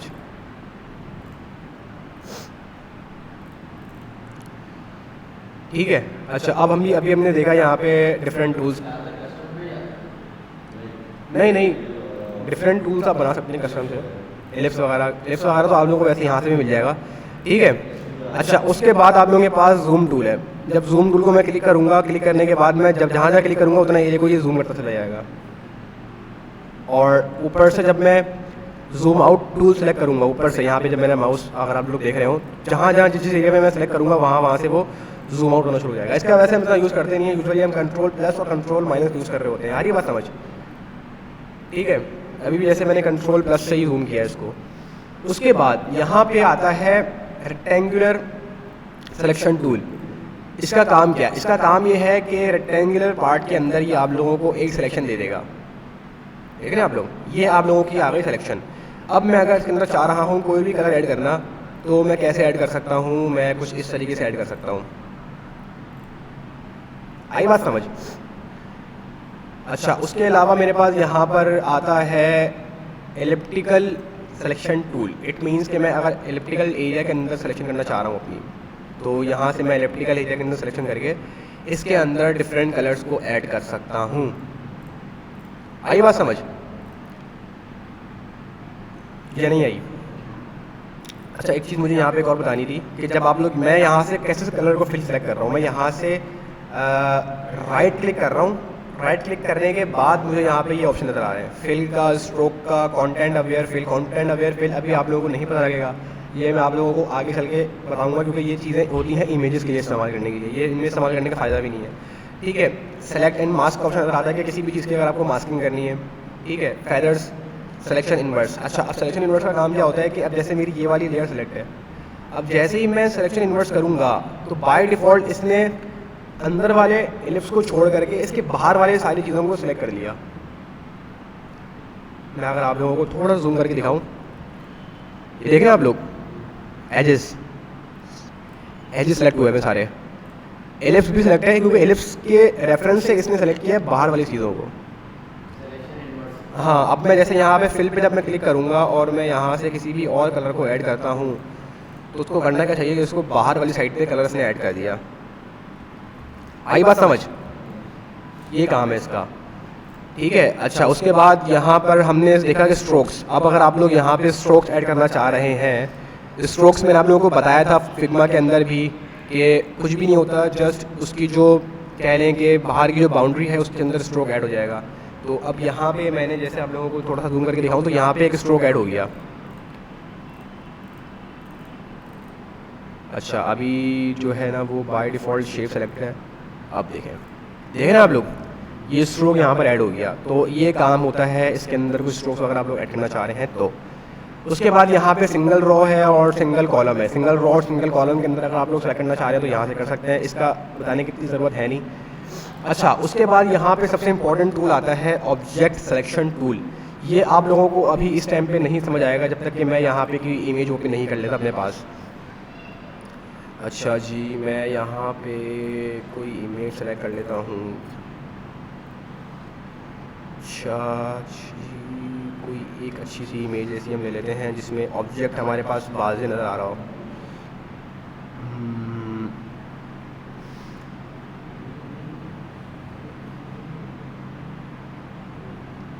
अच्छा चलें जी, काम ये करते हैं, चलें ये वाली इमेज मैंने ओपन कर ली, ठीक है। अब मैं चाह रहा हूँ इसको लेकर आना इस वाली दूसरी वाली कैनवास के ऊपर। तो कैसे लेकर आऊँगा, कैसे लेकर आऊँगा बताएं? अगर मैं चाह रहा हूँ इस इमेज को अपने दूसरे वाले कैनवास के ऊपर लेकर आना तो मैं कैसे लेकर आऊँगा? हाँ, मैं इसको यहाँ से सेलेक्ट करूँगा, यहाँ पे मैं होवर करूँगा और ला करके यहाँ ट्रैक कर दूँगा। ऑनलाइन वाले स्टूडेंट्स की तरफ से मुझे बिल्कुल भी रिस्पांस नहीं आ रहा। काइंडली स्टूडेंट्स मुझे रिस्पांस, हाँ, कंट्रोल+T दबाऊँगा और फिर इसके साइज़ को मैं कर लूँगा यहाँ से एडजस्ट। स्टूडेंट्स काइंडली पार्टिसिपेट करें, जो स्टूडेंट्स ऑनलाइन हैं, जो स्टूडेंट्स ऑफलाइन बैठे हुए हैं यहाँ पे मेरे पास, वो ही खाली जो है ना रिस्पांस कर रहे हैं। जो ऑनलाइन है वो बिल्कुल भी रिस्पांस नहीं कर रहे। सबको नींद आ रही है क्या? ऐसा क्यों लग रहा है मुझे कि सब बिल्कुल बोर हो रहे हैं और किसी को मज़ा नहीं आ रहा क्या? देखिए, फ़ोटोशॉप बहुत इंटरेस्टिंग वैसे है सॉफ्टवेयर, अगर आप लोग उसको एक्सप्लोर करें ना।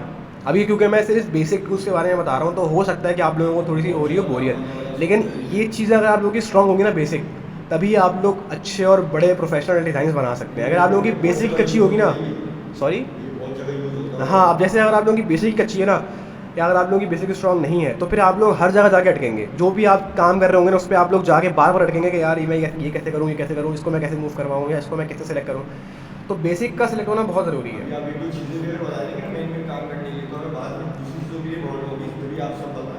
हाँ, अब देखें यहाँ पे ना एक सबसे अच्छा काम क्या है कि, एक सेकंड रुकिएगा,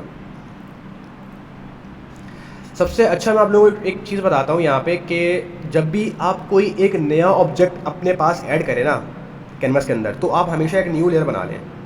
न्यू लेयर बनाने से होगा क्या कि इस लेयर के ऊपर जब भी आप कोई चीज़ ऐड करेंगे तो बाय डिफ़ॉल्ट अगर आप लोगों ने उस लेयर के ऊपर कोई चीज़ ख़राब कर दी, मिसाल के तौर पे मैंने एक लेयर ऐड करी हुई है, अब मैंने यहाँ पर मिसाल के तौर पे ब्रश टूल सेलेक्ट किया और मैंने यहाँ पे ला करके जो है ना, सॉरी, कुछ ऐसे कर दिया।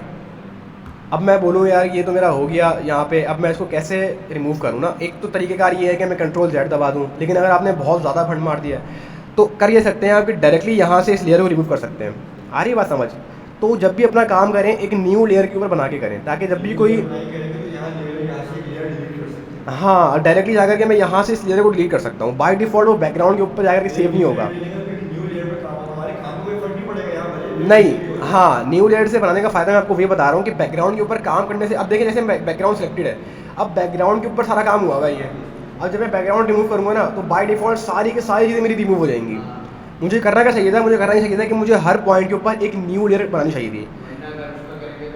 हाँ, अब जैसे मैंने यहाँ पे एक न्यू लेयर बनाई, अब इस न्यू लेयर के ऊपर मैंने बाय डिफ़ॉल्ट एक रेक्टेंगल बना लिया, ठीक है। अब इस रेक्टेंगल को मैंने बना लिया। अच्छा, अब इस रेक्टेंगल के ऊपर ना आप इसके जो बॉर्डर रेडियस है वो भी सेट कर सकते हैं। जैसे यहाँ से अगर मैं इसका बॉर्डर रेडियस आ रहा हूँ बढ़ाना तो आप वो भी बढ़ा सकते हैं। आ रही बात समझिए? देख रहे हैं आप लोग, ये मैंने क्लिक किया जिसके ऊपर जस्ट लेफ़्ट क्लिक किया और ये इसने मुझे ऑप्शन दे दिया बॉर्डर रेडियस बनाने का, जैसे बटन्स वगैरह के अंदर यूजुअली यूज़ होता है। जैसे ये हमारे पास आ गया। अब ये एक न्यू लेयर के ऊपर है, बाय डिफ़ॉल्ट ये लेयर 0 के ऊपर नहीं है। न्यू लेयर की शॉर्टकट कीज़ बहुत सारी है, मुझे इस वक्त याद नहीं है। कीज़, शॉर्टकट कीज़ भरी पड़ी हुई है इसके अंदर। इवन आप अपने हिसाब से शॉर्टकट की जो कीज़ हैं वो सेट भी कर सकते हैं। हाँ बिल्कुल। तो अब जैसे यहाँ पे मैंने न्यू लेयर बनाई ना, तो अब यहाँ से जब मैं इस लेयर को, अगर मैं यहाँ से अगर आप लोगों को थोड़ा सा इसकी जो विजिबिलिटी अगर मैं बंद करके दिखाऊँ तो आप लोग देख रहे होंगे कि सिर्फ वही ऑब्जेक्ट जो यहाँ पे सिलेक्टेड था वही गायब हुआ है। बाय डिफ़ॉल्ट सारी के सारी चीज़ें गायब नहीं हुई। तो ये इसका एक फ़ायदा है। हाँ, न्यू लेयर के ऊपर बना के करें। जैसे अगर आप लोग मिसाल के तौर पे इस वाले ऑब्जेक्ट को कर रहे हैं काम, तो इसकी एक न्यू लेयर बनाएं। हाँ, एक न्यू लेयर बना के काम करें इसका। अच्छा, अब देखें, अब एक चीज़ आप लोगों ने देखे, जी जी बोलें। हाँ, मैं यही चीज़ बता रहा था अभी, बिल्कुल। अब जैसे कार्य अल्लामा इकबाल साहब जो है ना वो पीछे चले गए, तो अब इनको हमें लेकर आना है फ्रंट साइड के ऊपर। तो जैसे मैंने आप लोगों को बताया था कि लेयर्स के साथ कैसे आप खेल सकते हैं, तो बिल्कुल वैसे ही आप यहाँ पे खेलेंगे। अल्लामा इकबाल की जो लेयर है उसको उठाएंगे और उसको ऊपर ले आएंगे, देखें ना आप लोग, तो ये ऑटोमेटिकली ऊपर आ गए। लेयर से फ़ायदा हो गया आप लोगों को। ये चीज़ जो है ना बहुत ज़रूरी है कि लेयर्स का आप लोगों ने इसके अंदर, हाँ, इसके अंदर आप लोगों को ख़ास तौर पे ना लेयर्स का बहुत ख़ास ख्याल रखना है। लेयर्स का अगर आप ख़ास ख्याल नहीं रखेंगे ना, तो आप लोग हो भी सकता है कि कुछ ऐसे पॉइंट पे आएँ कि आप लोगों का डिज़ाइन पूरा तैयार हो, लेकिन उसमें आप छोटी सी गलती कर दें और वो फिर पूरा डिज़ाइन हम लोग को दोबारा, हाँ, नहीं, लेयर्स के साथ काम में आसानी ये होगी कि आप उस लेयर के ऊपर जो गलती होगी ना उसको हटा सकते हैं। कंट्रोल जेड करेंगे वो तो आपने हटा दिया, लेकिन अगर आपने बहुत ज़्यादा भंड मार दी है उस लेयर के अंदर आने के बाद, हाँ, तो आप डायरेक्टली फिर उस लेयर को आके रिमूव कर सकते हैं। ठीक है। अच्छा, उसके बाद हमने यहाँ पे देखना था सिलेक्शन टूल के बारे में। अब जैसे मैंने यहाँ पे सेलेक्ट किया ऑब्जेक्ट सिलेक्शन टूल, अब मैं अगर यहाँ से इसको ऐसे करके ट्रैक करूँगा तो अब देखें थोड़ा सा ये हो रहा है प्रोसेस। अब देखें बाय डिफ़ॉल्ट इसने ऑब्जेक्ट को कर लिया सिलेक्ट, देख रहे हैं आप लोग, मैंने कुछ भी नहीं किया, मैं यहाँ पे किया, मैंने ऑब्जेक्ट सिलेक्शन टूल पे क्लिक किया, क्लिक करने के बाद मैंने यहाँ से अपने कर्सर को प्रेस किया, कर्सर को प्रेस करने के बाद मैंने लेफ़्ट कर्सर को प्रेस किया और मैंने इसको ड्रैग किया। ड्रैग करने के बाद थोड़ा सा ये प्रोसेस होगा, प्रोसेस होने के बाद फ़ौरन जो है ना ये उस ऑब्जेक्ट होगा, उसको देखने कितना कितना शार्प इसने सेलेक्ट किया है। मैं अगर थोड़ा सा जूम करके दिखाऊँ आप लोगों को, तो देख रहे हैं आप लोग कितना ज़्यादा शार्प इसने सेलेक्ट किया है ऑटोमेटिकली, इसने कितना ज़्यादा कितना साफ़, हाँ, कितना ज़्यादा साफ़ सुथरा इसने सेलेक्ट किया है। सेलेक्ट करने के फ़ायदे बहुत सारे हैं। इस लेयर के अंदर आप लोग चाहें तो कलर्स ऐड कर सकते हैं, इसको चाहें तो आप लोग यहाँ से कट भी कर सकते हैं। जी जी,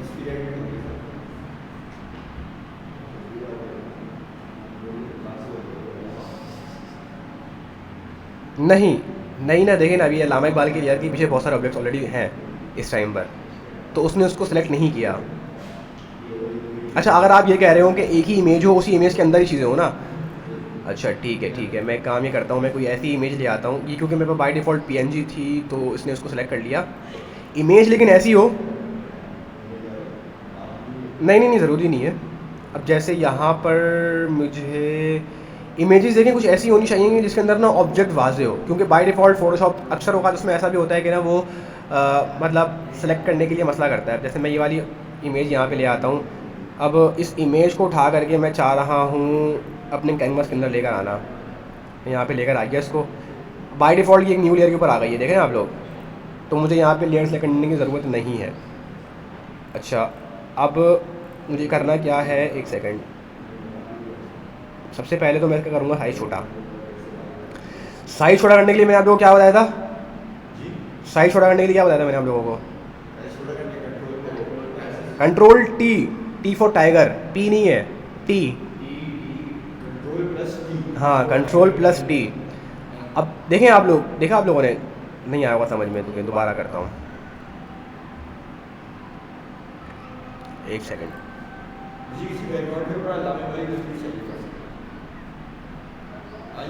हाँ, ट्रांसफॉर्म करने के लिए बोला था, बेसिकली शॉर्ट फॉर्म है ट्रांसफॉर्म करने के लिए, ये उसकी जो ऑब्जेक्शन, इसकी जो पूरी जो आपकी साइज़ है उसको आप लोग ट्रांसफॉर्म करके अपने हिसाब से किसी भी साइज़ में लेकर आ सकते हैं। अच्छा, यहाँ से जो है अब मैं करता ये हूँ कि एक सेकंड, ठीक है, सही है। अब मैं चाह रहा हूँ उसको लेकर आना यहाँ पर, मैं इसको यहाँ पे लेकर आया, यहाँ पे लाके मैंने इसको प्लेस कर दिया। अब मैं क्या करूँगा कि अच्छा, इसका जो साइज़ है मुझे सबसे पहले वो छोटा करना है, कंट्रोल टी जो है ना मैं प्रेस करूँगा, कंट्रोल टी प्रेस करने के बाद मैं इसको थोड़ा सा और जूम आउट करूँगा तो मुझे यहाँ पे इसकी जो सिलेक्शन है वो मिल जाएगी, और फिर मैं इसको उठा करके एग्जैक्टली यहाँ पे लाके प्लेस कर दूँगा। अच्छा, एक चीज़ आप लोग यहाँ पे देख रहे होंगे कि ये जो है ना ये बिल्कुल बैक साइड पे चला जा रहा है, तो मैं इसको उठा करके जो है ना वो फ्रंट साइड पे ले आता हूँ, ठीक है, ये फ्रंट साइड में मेरी इमेज आ गई। अच्छा, अब इस इमेज के अंदर मैं चाह रहा हूँ सिर्फ ऑब्जेक्ट को सेलेक्ट करना, इस वक्त मेरा जो ऑब्जेक्ट है वो ये सब चीज़ें, तो मैं इसको सेलेक्ट करूँगा। सेलेक्ट करने के बाद मैं या तो ये कर सकता हूँ कि इस ऑब्जेक्ट के ऊपर ला करके मैं जैसे क्लिक कर दूँ, अगर मैं यहाँ पे ला करके सिर्फ एक क्लिक करूँगा तो हो सकता है कि बाय डिफ़ॉल्ट अक्सर औक़ात ऐसा होता है कि ये सेलेक्ट कर लेता है पूरे एक चीज़ों को, लेकिन अक्सर ऐसा भी होता है कि वो नहीं करता सेलेक्ट ना। अब जैसे यहाँ पे मैंने ला के क्लिक किया तो इसने जो है वो सेलेक्ट कर लिया, देख रहे हैं आप लोग, इसने बहुत सारी चीज़ों को बाय डिफ़ॉल्ट सेलेक्ट कर लिया है। लेकिन अब अगर यहाँ पे आप लोगों को अपनी सिलेक्शन को और अच्छा करना है तो यहाँ पे ऊपर जैसे मैंने आप लोगों को बताया था कि यहाँ से आप लोगों के पास ऑप्शन आता है ऐड टू सिलेक्शन का, कि आप लोग सिलेक्शन के अंदर क्या क्या चीज़ें ऐड करना चाह रहे हैं। अब जैसे मिसाल के तौर पे मैं अपनी सिलेक्शन के अंदर फ़िलहाल मैं ये चीज़ पूरी ऐड करना चाह रहा हूँ, तो मैं करूँगा क्या कि यहाँ से मैं इस पर लगा क्लिक करूँगा और ये जो है इतने हिस्से को ऐड कर देगा। थोड़ा सा ये टाइम लगेगा होने में प्रोसेस। अच्छा, ये इसने ऐड कर दिया, ठीक है। अच्छा, अभी यहाँ पे थोड़ा सा और अगर हम देखें, आ रही बात समझ? इसी तरीके से आप लोग अपने हिसाब से थोड़ा थोड़ा बड़ा करके यहाँ से सिलेक्शन कर सकते हैं। अच्छा, अभी यहाँ पे मेरे पास जो मोड है वो है रेक्टेंगल का, ठीक है, बात समझ आ रही है। अगर मैं यहाँ से लेसों पे जाऊँगा तो मैं यहाँ पे लेसों पे जा करके इसको लेसों के हिसाब से सिलेक्ट कर सकता हूँ कि कितने एरिया में मुझे सिलेक्शन चाहिए। आई बात समझ? ठीक है, बाय डिफ़ॉल्ट रेक्टेंगल था, आप लोग यहाँ से लेसों पे जा सकते हैं, ठीक है। उसके बाद इसके बराबर वाला ऑप्शन है डी सेलेक्ट करने के लिए। अब जैसे यहाँ पे आप लोग देख रहे होंगे कि यहाँ पे बाय डिफ़ॉल्ट जो मेरी ये जो लेयर है ना वो सिलेक्ट हो गई है। अब मैं चाह रहा हूँ कि इसको डी सेलेक्ट करना, तो मैं यहाँ से लेके यहाँ तक सेलेक्ट करूँगा तो ये इतने एरिया के अंदर इसको आकर के डी सेलेक्ट कर देगा।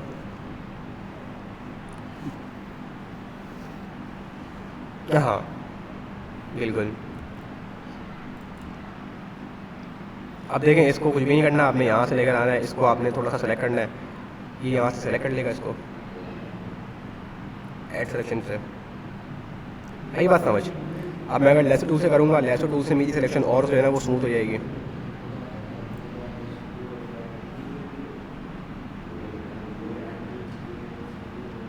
यही बात समझ?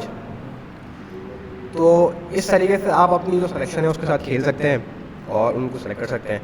अच्छा, अब दूसरी तरफ अगर हम आए तो यहाँ पर हमारे पास ऑप्शन है क्विक सिलेक्शन टूल का, ठीक है। अभी मैं ये करता ये हूँ कि मैं इस सिलेक्शन को जो है ना वो रिमूव कर देता हूँ यहाँ से, ठीक है। अब मैं आता हूँ क्विक सिलेक्शन टूल के ऊपर। अच्छा, अब जो क्विक सिलेक्शन टूल है ना ये मैनुअल सिलेक्शन है आपकी। क्या है? मैनुअल सिलेक्शन, यानी कि आप खुद सेलेक्ट करेंगे एक ऑब्जेक्ट को। कैसे करेंगे? यहाँ पर इसका जो साइज़ है वो मैं थोड़ा सा छोटा कर लेता हूँ और अब देखें यहाँ पर मेरे पास जो कर्सर है कुछ इस तरीके से आ गया, नज़र आ रहा है। अब जिस जिस एरिया को मैं सेलेक्ट करते चला जाऊँगा वो उस एरिया को लेकर चलेगा, कवरेज करेगा। आ रही है बात समझ? अब जैसे मैं चाह रहा हूँ, हाँ, अब जैसे मैं चाह रहा हूँ कि इस पूरे एरिया को कवर करना, तो मैं यहाँ से ड्रैग करूँगा और ये इस पूरे एरिया को जो है ना सेलेक्ट कर लेगा। आई बात समझ? अब अगर मैं चाह रहा हूँ किसी भी एरिया को डी सेलेक्ट करना तो यहाँ से सिंपली मैं डी सेलेक्ट के ऑप्शन पे जाऊँगा और उतने एरिया को मैं यहाँ से डी सेलेक्ट कर लूँगा। आई बात समझ? ये बेसिक टूल्स हैं जो बहुत काम आते हैं काम करते हुए फोटोशॉप के अंदर स्पेशली। आई बात समझ? तो ये इस टूल का काम है। अच्छा, मैजिक टूल का काम क्या है दिखाता हूँ। जी पूछें। साइड से कट करना है तो तरीक़ेकार यही है कि थोड़ा आपको देखिए जूम तो करना पड़ेगा। जूम करके आप लोग जाएंगे, अब जैसे इसको सेलेक्ट करना है तो यहाँ से आप सेलेक्ट करेंगे और साइज छोटा कर देंगे बिल्कुल, तो ये फिर इतने ही एरिया के अंदर आके ऐड करेगा। आ रही है बात समझ? फिर आप लोगों को यहाँ पे ना थोड़ा सा पिक्सल्स के बारे में ख्याल रखना पड़ेगा। जैसे मैंने आप लोगों को बताया था कि फोटोशॉप काम करता है पिक्सल्स के ऊपर, तो अब जितने भी डब्बे डब्बे नजर आ रहे हैं ना आप लोगों को, ये सारे पिक्सल्स हैं इसके। आई बात समझ? वेक्टर के अंदर मैंने आप लोगों को दिखाया था जब लोग जूम करते हैं तो बिल्कुल हाई क्वालिटी और शार्प इमेज आती है हमारे पास वेक्टर्स के अंदर, जो कि इलस्ट्रेटर का काम है। फोटोशॉप के अंदर हम लोग जो काम करते हैं वो पिक्सल्स के ऊपर करते हैं। जिस तरीके से आप लोगों को ये बॉक्सेस बने नजर आ रहे होंगे, ये सारे पिक्सल्स हैं। अब इसके अंदर आप लोग ईच बॉक्स को जाके सेलेक्ट कर सकते हैं कि कितने कितने बॉक्सेस तक आप लोगों को चाहिए सिलेक्शन। आ रही बात समझ? तो ये पूरा प्रॉपर उसी हिसाब से जो है ना आप लोगों का जो है ना वो सिलेक्ट हो जाएगा नट। देखें हो गया सेलेक्ट। अब इस सिलेक्शन के अंदर आप चाहें तो कलर ऐड कर सकते हैं, सिलेक्शन के अंदर आप लोग चाहें तो कुछ भी ऐड कर सकते हैं, आप लोग की मर्जी है, ठीक है। आप लोगों को कट करने के लिए कुछ भी नहीं करना, यहाँ से आकर के ये कट हो गया। हाँ, अगर आप लोगों को उसकी कॉपी चाहिए तो कंट्रोल सी दबाएंगे। कंट्रोल सी दबाने के बाद आप लोग कंट्रोल वी दबाएंगे, तो आप लोगों के पास यहाँ पे एक न्यू लेयर आ जाएगी और आप लोग उठा के इसको कहीं भी ले जाके प्लेस करवा सकते हैं। आई बात समझ या नहीं आई? कंट्रोल सी से copy, control we for pasting. सही है, कंट्रोल सी से कॉपी करेंगे ना। ठीक है। अच्छा, अभी हम लोग थे यहाँ पे मैजिक सिलेक्शन टूल के ऊपर। अब जैसे मैं मैजिक सिलेक्शन टूल यहाँ पे लेकर सेलेक्ट कर लेता हूँ, उसके बाद अब मैजिक सिलेक्शन टूल जब मैंने अभी यहाँ पे कुछ भी सिलेक्ट नहीं किया है, अब द मोमेंट मैं यहाँ पे क्लिक करूँगा तो ये ऑटोमेटिकली जो है ना वो उस एरिया को सिलेक्ट कर लेगा। अभी इसने बाय डिफ़ॉल्ट बहुत कम एरिया को कवर किया है। अब जैसे मैं लेकर आऊँ अगर मैं बी के ऊपर, तो इसने बाकायदा पूरे बी को कवर कर लिया। अब अगर मैं ओ पे क्लिक करूँ तो बाय डिफ़ॉल्ट इसने पूरे ओ को कवर कर लिया, यू को कवर कर लिया और आर को कवर कर लिया। ये मैजिक टूल का काम है बेसिकली। बाय डिफ़ॉल्ट ये उस ऑब्जेक्ट को देखता है, सेंस करता है और सेलेक्ट कर लेता है सिंपली। ठीक है। लास्ट वाला था मैजिक टूल, उसके ऊपर है क्विक सिलेक्शन टूल, उसके ऊपर है ऑब्जेक्ट सिलेक्शन टूल। अच्छा, उससे पहले वाला जो था हमारे पास सब क्विक सिलेक्शन टूल। ठीक है। अच्छा, उसके बाद एक सेकंड मैं ज़रा सिलेक्शन खत्म कर लूँ। ठीक है। उसके बाद का जो आपके पास ऑप्शन आता है ये आता है फ्रेम का। अगर मैं थोड़ा सा इसके ऊपर होवर करूँ तो ये मुझे दिखाएगा फ्रेम टूल, कि अगर किसी स्पेसिफिक एरिया के अंदर रहते हुए मैं उसका जो कह लें कि अंदर के जो मिसाल के तौर पे जैसे आप लोग यहाँ पे देख रहे होंगे कि फ्रेम टूल किस तरीके से वर्क कर रहा है। ये बात समझ के इसके अंदर जो कॉफ़ी के अंदर या टी के अंदर जो है ना, कप के अंदर अगर आप लोग कोई इमेज ऐड करना चाह रहे हैं तो ये उसके अंदर वो इमेज ऐड कर देता है। अब मिसाल के तौर पे मैं अगर चाह रहा हूँ फॉर एग्जांपल करते ये हैं कि इस ऑब्जेक्ट को उठा करके, एक सेकंड उससे पहले मैं इसकी सिलेक्शन खत्म कर लेता हूँ। अच्छा जी,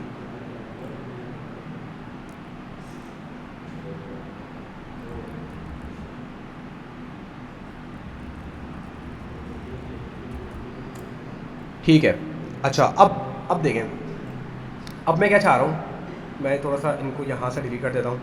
अब मैं चाह रहा हूँ कि इस बॉक्स के अंदर एक फ्रेम सेट करूँ और इसके अंदर मैं इमेज लाके अपनी ऐड करूँ। तो मैं करूँगा क्या कि यहाँ से मैं इस फ्रेम के ऑप्शन में जाऊँगा, इसको यहाँ से मैं बड़ा करूँगा और सिलेक्ट करूँगा। सिलेक्ट करने के बाद इसने बाय डिफ़ॉल्ट जो है ना वो बैकग्राउंड को रिमूव कर दिया। एक काम करते हैं, एक न्यू लेयर पे जाते हैं। न्यू लेयर पे जाने के बाद अब यहाँ से फ्रेम सेलेक्ट करते हैं और अभी भी से रिमूव कर दिया। अच्छा जी, चलें इसके अंदर करके दिखाता हूँ मैं आप लोगों को, होपफुली कि इसके अंदर ये हो जाए। अच्छा, तो देखें कर क्या रहा है, ये कर ये रहा है कि जितना भी एरिया मैं सेलेक्ट कर रहा हूँ उतने एरिया को ये सिर्फ रहने दे रहा है और बाकी के सारे एरिया को ये कर दे रहा है रिमूव। आ रही बात समझ?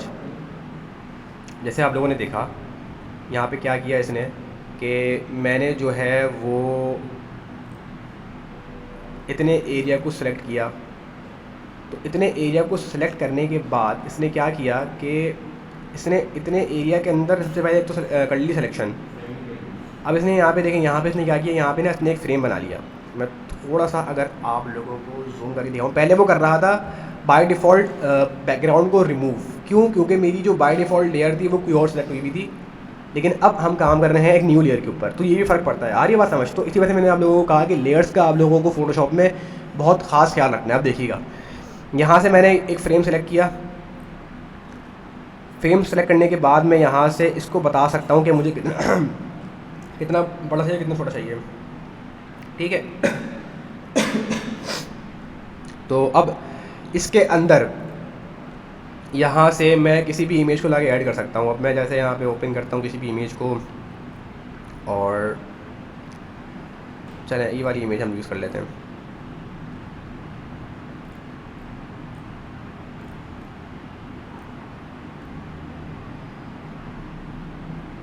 अब इस रेक्टेंगल के अंदर मैंने लाके ड्रॉप किया ड्रॉप करने के बाद अब मैं जो है इसको थोड़ा छोटा भी कर लूँगा साथ साथ। अच्छा जी, तो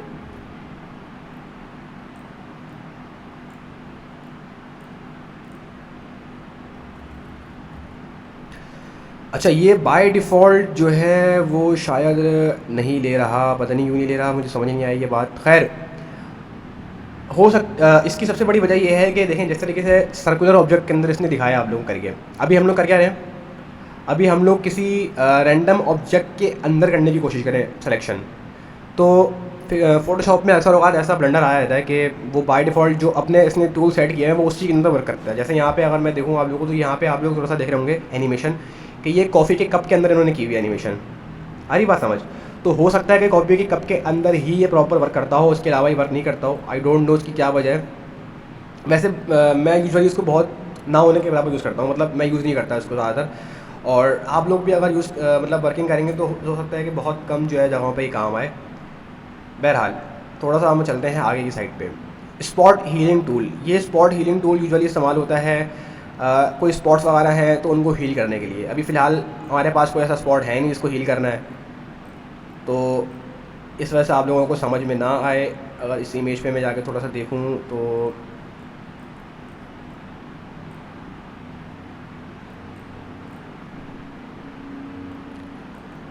थोड़ा सा अगर आप लोग देख रहे हो कि ये उस स्पॉट को हील कर रहा है, कैसे कर रहा है, जो बाय डिफ़ॉल्ट डिज़ाइन है उसको रिमूव कर दे रहा है। आ रही है बात समझ? जैसे ये बाय डिफ़ॉल्ट डिज़ाइन है, मैं इसको अगर क्लिक कर रहा हूँ तो ये इसको रिमूव कर दे रहा है। आई बात समझ? इट मीन्स कि ये जो रैंडम ऑब्जेक्ट्स हैं बाकी सारे, उनको रिमूव करने के लिए या उनको हील करने के लिए इस्तेमाल होता है बेसिकली। अगर आपकी इमेज कुछ ऐसी है कि उसमें बीच से क्रैक्स हैं या बीच से जो है ना वो फटी हुई है, कुछ ऐसा कुछ भी सीन है, तो उनको आप बेसिकली हील करने के लिए इस्तेमाल कर सकते हैं। देखें आप लोग, जिस जिस जगह पे मैं इसको ट्रेस कर रहा हूँ उन जगहों को ये हील करता जा रहा है। आई बात समझ? तो ये बड़ा फ़ायदा है इस टूल का। उसके बाद आपके पास आता है हीलिंग ब्रश टूल, इसका भी काम वही है। उसके बाद पैच टूल आता है, रेड आई टूल आता है, इनका इतना काम है नहीं, ठीक है। उसके बाद जो आगे पास टूल आता है वो आता है स्टेम टूल का, इसका भी इतना कोई वर्क नहीं है। उसके बाद आता है इरेज टूल। इरेज टूल इस्तेमाल होता है यूजुअली जो है ना, अगर आप लोगों को यहाँ से इमेज रिमूव करनी है, बैकग्राउंड रिमूव करना है। आ रही बात समझ? ये टोटली बैकग्राउंड को रिमूव करने के लिए इस्तेमाल होता है। अगर आप लोगों को बैकग्राउंड रिमूव करना है और ट्रांसपेरेंट बैकग्राउंड चाहिए तो ये उसके लिए इस्तेमाल होता है, ठीक है। बैकग्राउंड इरेजर टूल सेम, ये भी उसके लिए इस्तेमाल होगा। और मैजिक इरेजर टूल इवन वो भी इसीलिए इस्तेमाल होगा। फ़ोटोशॉप से आप PNG बना सकते हैं, SVG नहीं बना सकते। SVG आप सिर्फ और सिर्फ इलस्ट्रेटर से बना सकते हैं। इलस्ट्रेटर बाय डिफ़ॉल्ट आप इसमें फ़ोटोशॉप में SVG के अंदर भी एक्सपोर्ट कर सकते हैं, लेकिन रिकमेंड ये किया जाता है कि इलस्ट्रेटर के ऊपर ही आप लोग।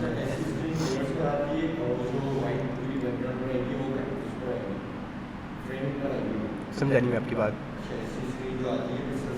ये जो स्क्रीन आ रही है ना आपके पास, ये आ रही है ट्रांसपेरेंट स्क्रीन। इट मीन्स कि इसका कोई बैकग्राउंड नहीं है, सिर्फ ये जो मेरे पास इतना नज़र आ रहा है एरिया सिर्फ ये है मेरे पास, और इस टाइम पे सारा बैकग्राउंड रिमूव हो गया है। हाँ एग्जैक्टली, ये अब PNG बन गई है, ये अब PNG इमेज बन गई है। आप इसको एक्सपोर्ट कर सकते हैं PNG के अंदर, इसका सारा बैकग्राउंड रिमूव हो गया है, ठीक है। अच्छा, उसके बाद आपके पास इसके नीचे आता है ब्लर टूल।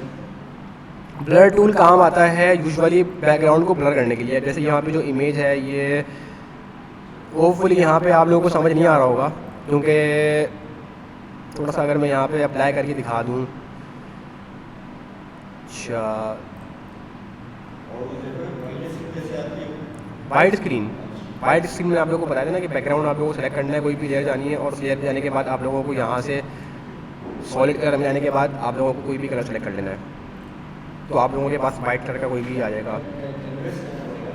कैनवस लेंगे एक तो, और उस कैनवस के अंदर अगर मिसाल के तौर पे आप लोग चाह रहे हैं,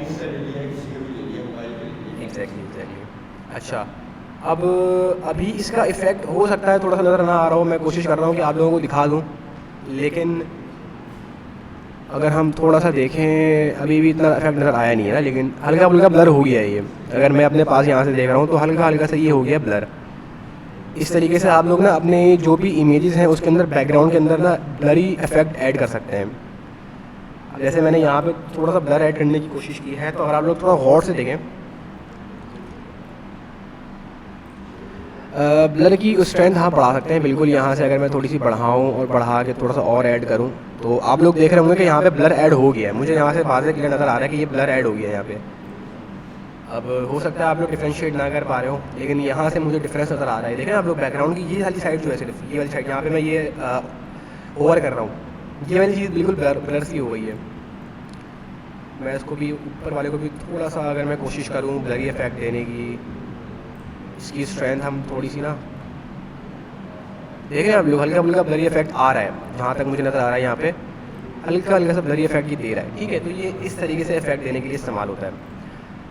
अच्छा, उसके बाद आपके पास है शार्पन टूल और smudge tool. Sharpen tool basically इस्तेमाल होता है लेयर को शार्प करने के लिए, बस दैट्स इट। अच्छा, अब देखें इसके बाद अब जो टूल आ रहा है ना, ये टूल कह लेंगे ये टूल सबसे इंपॉर्टेंट टूल है। कुछ टूल्स हैं फोटोशॉप में जो कि इंपॉर्टेंट टूल्स हैं, जिनमें से ये एक टूल है। अब यहाँ पे अगर हम बात करें पेन टूल की, अगर मैं इस पर आ जाऊँ, तो अब पेन टूल इस्तेमाल होता है यूजुअली, आप लोग देख रहे होंगे, जैसे मैं आप लोगों को फोटोशॉप के सॉरी उसके अंदर भी बताया था, क्या नाम है, फिग्मा के अंदर भी, कि यहाँ से आप डिफरेंट जो है ना जगहों पे जाकर के सिलेक्शन ले सकते हैं अपनी। जैसे मैं अगर चाहूँ अपने पेन टूल से यहाँ से लेके यहाँ तक ऑब्जेक्ट्स को सेलेक्ट करना, फिर यहाँ से ऑब्जेक्ट्स को बढ़ाना, एक्सटेंड करना, और अपने हिसाब से मैं इसको किसी भी कर्वेचर में ढालना। नज़र आ रहा है आप लोगों को? मुझे कलर थोड़ा सा चेंज करना पड़ेगा ताकि जो स्टूडेंट्स हैं ऑनलाइन उनको थोड़ा सा नज़र आए प्रॉपर ना। अच्छा, तो एक सेकंड रुकिएगा।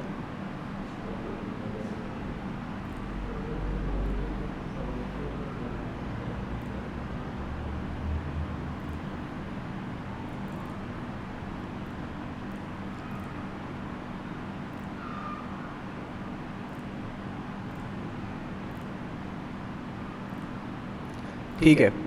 अच्छा, अब हम कहाँ पर थे? हम थे सिलेक्शन टूल के अंदर ना, तो ये रहा, ये है पेन टूल, ठीक है। अच्छा, अब पेन टूल जो है ना वो यूजुअली आप लोगों को यहाँ पे अगर थोड़ी सी इसकी एनिमेशन भी आप लोगों को मैं साथ दिखा रहा हूँ कि किस तरीके से आप लोगों को नज़र आ रही होगी एनिमेशन, आई नज़र एनिमेशन फोटोशॉप के अंदर। तो इस तरीके से हम इसको मूव करवा सकते हैं। जैसे मैंने एक पॉइंट मैंने यहाँ पे ले लिया, उसके बाद एक पॉइंट मैंने इसका इस जगह पे ले लिया, उसके बाद मैंने इसका एक पॉइंट यहाँ पे ले लिया, फिर उसके बाद एक पॉइंट यहाँ ले लिया, एक यहाँ ले लिया। तो इस तरीके से करके मैं इन पॉइंट्स को आपस में कनेक्ट कर सकता हूँ और डिफरेंट जगहों पे मैं इनके पॉइंट्स ले सकता हूँ। आई बात समझ? ठीक है। उसके बाद जी ये तो बाय डिफ़ॉल्ट इससे पहले हमने सेलेक्ट किया होता है ना इसके पीछे, ये मैंने इसके ऊपर एक रेक्टेंगल लिया, इसके बैकग्राउंड के ऊपर हमने ये सेलेक्ट किया था, तो इस वजह से ये नज़र आ रहा है आप लोगों को, ठीक है। अच्छा, उसके बाद आप लोगों के पास आता है फ्रीडम पेन टूल। अच्छा, अब फ्रीडम पेन टूल के बारे में अगर हम थोड़ा सा देखें तो it works just like a pencil. आ रही बात समझ? मैं इसको फ्रीली अपने हिसाब से कहीं भी मूव करवा सकता हूँ। आई बात समझ या नहीं आई? उसके बाद मेरे पास आता है कर्वेचर पेन टूल। अच्छा, ये पेन टूल के ना डिफरेंस थोड़ा सा देखिएगा आप लोग कि ये जो टूल है ये ऑटोमेटिकली जो है ना आपकी सिलेक्शन में कर्व्स ऐड करेगा। जैसे आप लोगों ने यहाँ पे देख रहे हैं आप लोग, मैं स्ट्रेट लेके जा रहा हूँ लेकिन ऑटोमेटिकली कर्व ऐड कर रहा है, लेके मैं स्ट्रेट जा रहा हूँ लेकिन ऑटोमेटिकली हल्का हल्का ये कर्व ऐड कर रहा है।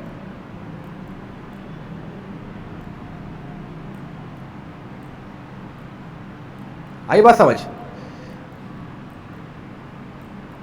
तो आप इसको अपने हिसाब से किसी भी तरीके से इससे खेल सकते हैं। बात समझ आ रही नहीं आ रही यहाँ तक, या दोबारा समझाऊँ? क्लियर?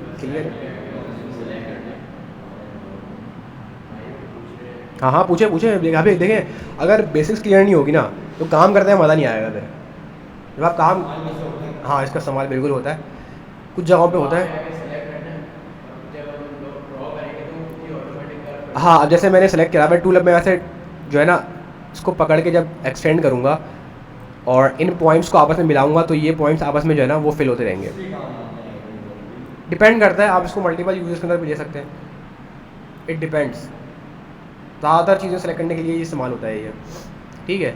अच्छा, उसके बाद आपके पास आता है एंकर पॉइंट। अच्छा, सबसे पहले समझने की ज़रूरत ये है कि एंकर पॉइंट होता क्या है। अब मैं अगर थोड़ा यहाँ पे जूम करके दिखाऊँ तो आप लोगों को यहाँ पे कुछ बॉक्सेस नज़र आ रहे होंगे, बॉक्सेस ये नज़र आ रहा है पॉइंट, ये वाला पॉइंट, इसी तरीके से इसके अंदर, इसी तरीके से इसके अंदर नज़र आ रहा होगा पॉइंट, ये कहते हैं हम इसे एंकर पॉइंट्स।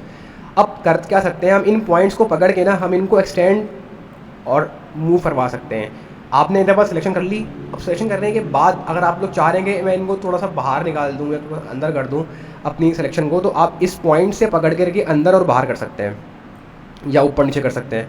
अब अगर आप लोग चाह रहे हैं कि मैंने ड्रॉ कर दिया, लेकिन अब मुझे इस वाले पॉइंट के एंकर पॉइंट कहते हैं। अब अगर आप लोग ने सब कुछ कर लिया, लेकिन अगर आप लोग चाह रहे हैं कि यार मैंने इस वाले पॉइंट के ऊपर इसको पकड़ के इस वाले पॉइंट से बड़ा करना है, मुझे इसको छेड़ना ही नहीं है, तो अब इसके लिए इस्तेमाल होता है ऐड एंकर पॉइंट। अब ऐड एंकर पॉइंट करेगा क्या कि इस वाले पॉइंट के ऊपर ना एक एंकर ऐड कर देगा, और फिर इस वाले पॉइंट से आप जो है ना इस वाले पॉइंट से आप अपने टूल को मूव करवा सकते हैं। यार ये बात समझ देखें आप लोग, इसने इस पॉइंट के ऊपर एंकर टूल ऐड मतलब एंकर पॉइंट ऐड कर दिया। अब इस एंकर पॉइंट से आप इसको जो है ना आगे पीछे मूव करवा सकते हैं। बात समझ आई? जैसे इसने यहाँ पे ऐड किया, अब इसने ऐड करने के साथ इसने एक तो सेंटर में ऐड कर ही दिया, लेकिन साथ में इसने और 2 पॉइंट्स मुझे दे दिए कि अगर मैं इसको ऊपर नीचे आगे पीछे किसी भी तरीके से मूव करवाना चाह रहा हूँ तो मैं इसको यहाँ से मूव करवा सकता हूँ। आई बात समझ? तो इसे हम बोलते हैं एंकर पॉइंट। एंकर पॉइंट की बात सबको हुई क्लियर कि हम एंकर पॉइंट्स किसे बोलना चाह रहे हैं? काइंडली जो स्टूडेंट्स ऑनलाइन है मुझे सारे माइक ओपन करके बताएं, क्योंकि मुझे ऐसा लग रहा है कि सब सो रहे हैं। ठीक है, अभी भी मुझे रिस्पांस नहीं आ रहा एक दो की तरफ से।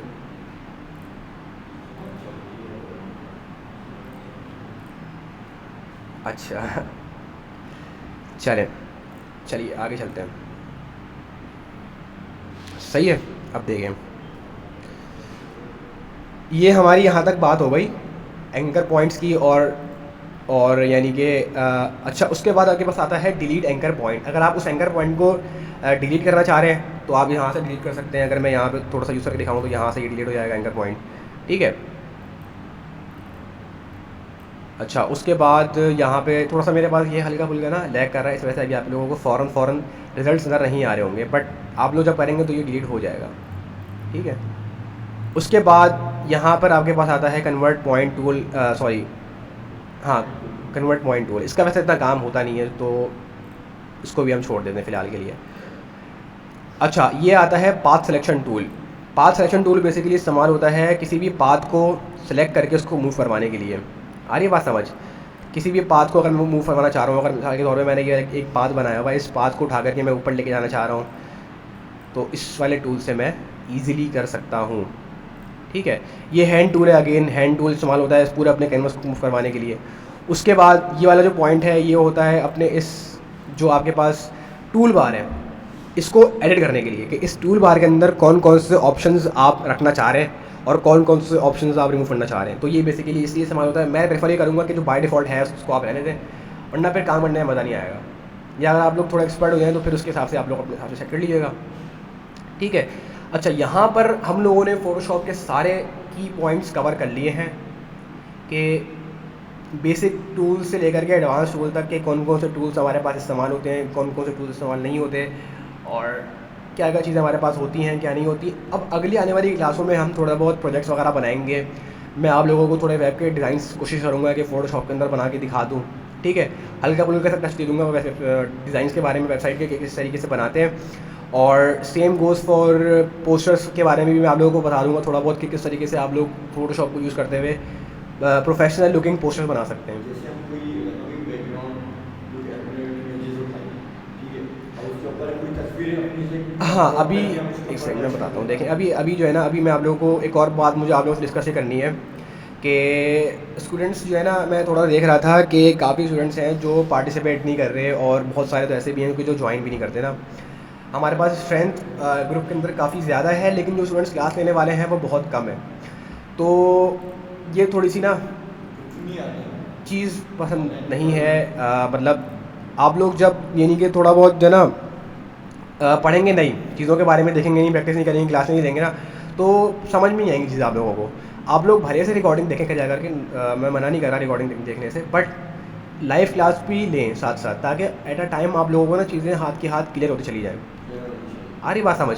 तो ये चीज़ ज़रूरी है, तो लाइव क्लास लेना बहुत ज़रूरी है। अब जो स्टूडेंट्स नहीं ले रहे ना वो बहुत नुकसान ये कर रहे हैं कि अब जैसे लाइव क्लास के अंदर होता अक्सर औकात ये है कि किसी स्टूडेंट में कोई सवाल आ गया, हमने डिस्कस कर लिया, तो अब वो रिकॉर्डिंग देखेगा ना तो उसको अक्सर औकात ऐसा होगा कि समझ में नहीं आएगा कि क्या बात चल रही थी क्या नहीं चल रही थी। तो ये थोड़ा ड्रॉबैक होता है। लेकिन फ़ायदा भी ये है कि आप लोग एक तो घर बैठे रिकॉर्डिंग देख सकते हैं, बट लाइव क्लास ज़रूर लें। प्रोजेक्ट्स वगैरह, असाइनमेंट्स वगैरह लाजमी जो है ना वो अपना सबमिट करवाएं। अभी मैं ज़्यादातर स्टूडेंट्स का देख रहा था कि बहुत सारे स्टूडेंट्स ऐसे हैं जिन्होंने सबमिट करवा दिया है, बहुत सारे ऐसे हैं जिन्होंने सबमिट नहीं करवाया है, जो शुरू से सबमिट नहीं करवाते हुए आ रहे हैं। तो मैं उनको यही बोलूँगा कि काइंडली थोड़ा सा फोकस करें चीज़ों के बारे में। रमज़ान है मुझे पता है, लेकिन थोड़ा सा टाइम निकालें, चीज़ों को देखें, कवर करें और प्रैक्टिस करें। संडे के दिन आप टाइम दे सकते हैं, संडे के दिन भले से टाइम दें, चीज़ों को कवर अप करें। क्योंकि सर बासित और मैं जो है ना कुछ प्रोजेक्ट्स पे ऐसे काम कर रहे हैं कि जिनमें जो है ना आगे आने वाले टाइम में जो है ना वो प्रोजेक्ट्स हम फिर जितने भी जो स्टूडेंट्स होंगे जो कि अच्छी वर्किंग कर रहे होंगे, जिनकी परफॉर्मेंस अच्छी होगी, मतलब जो क्लासेस वगैरह ले रहे होंगे और टाइम टू टाइम अपने असाइनमेंट सबमिट करवा रहे होंगे, और असाइनमेंट्स ऐसे नहीं कि बिल्कुल आप लोगों ने हल्का फुल्का बनाया सबमिट करवा दिया, नहीं, प्रॉपर आप लोगों ने असाइनमेंट्स बनाने हैं, क्रिएट करना है, उनको सबमिट करवाना है प्रोफेशनल वे में। तो फिर उनको अपने साथ जो है ना वो प्रोजेक्ट्स वगैरह के अंदर हम लोग इन्वॉल्व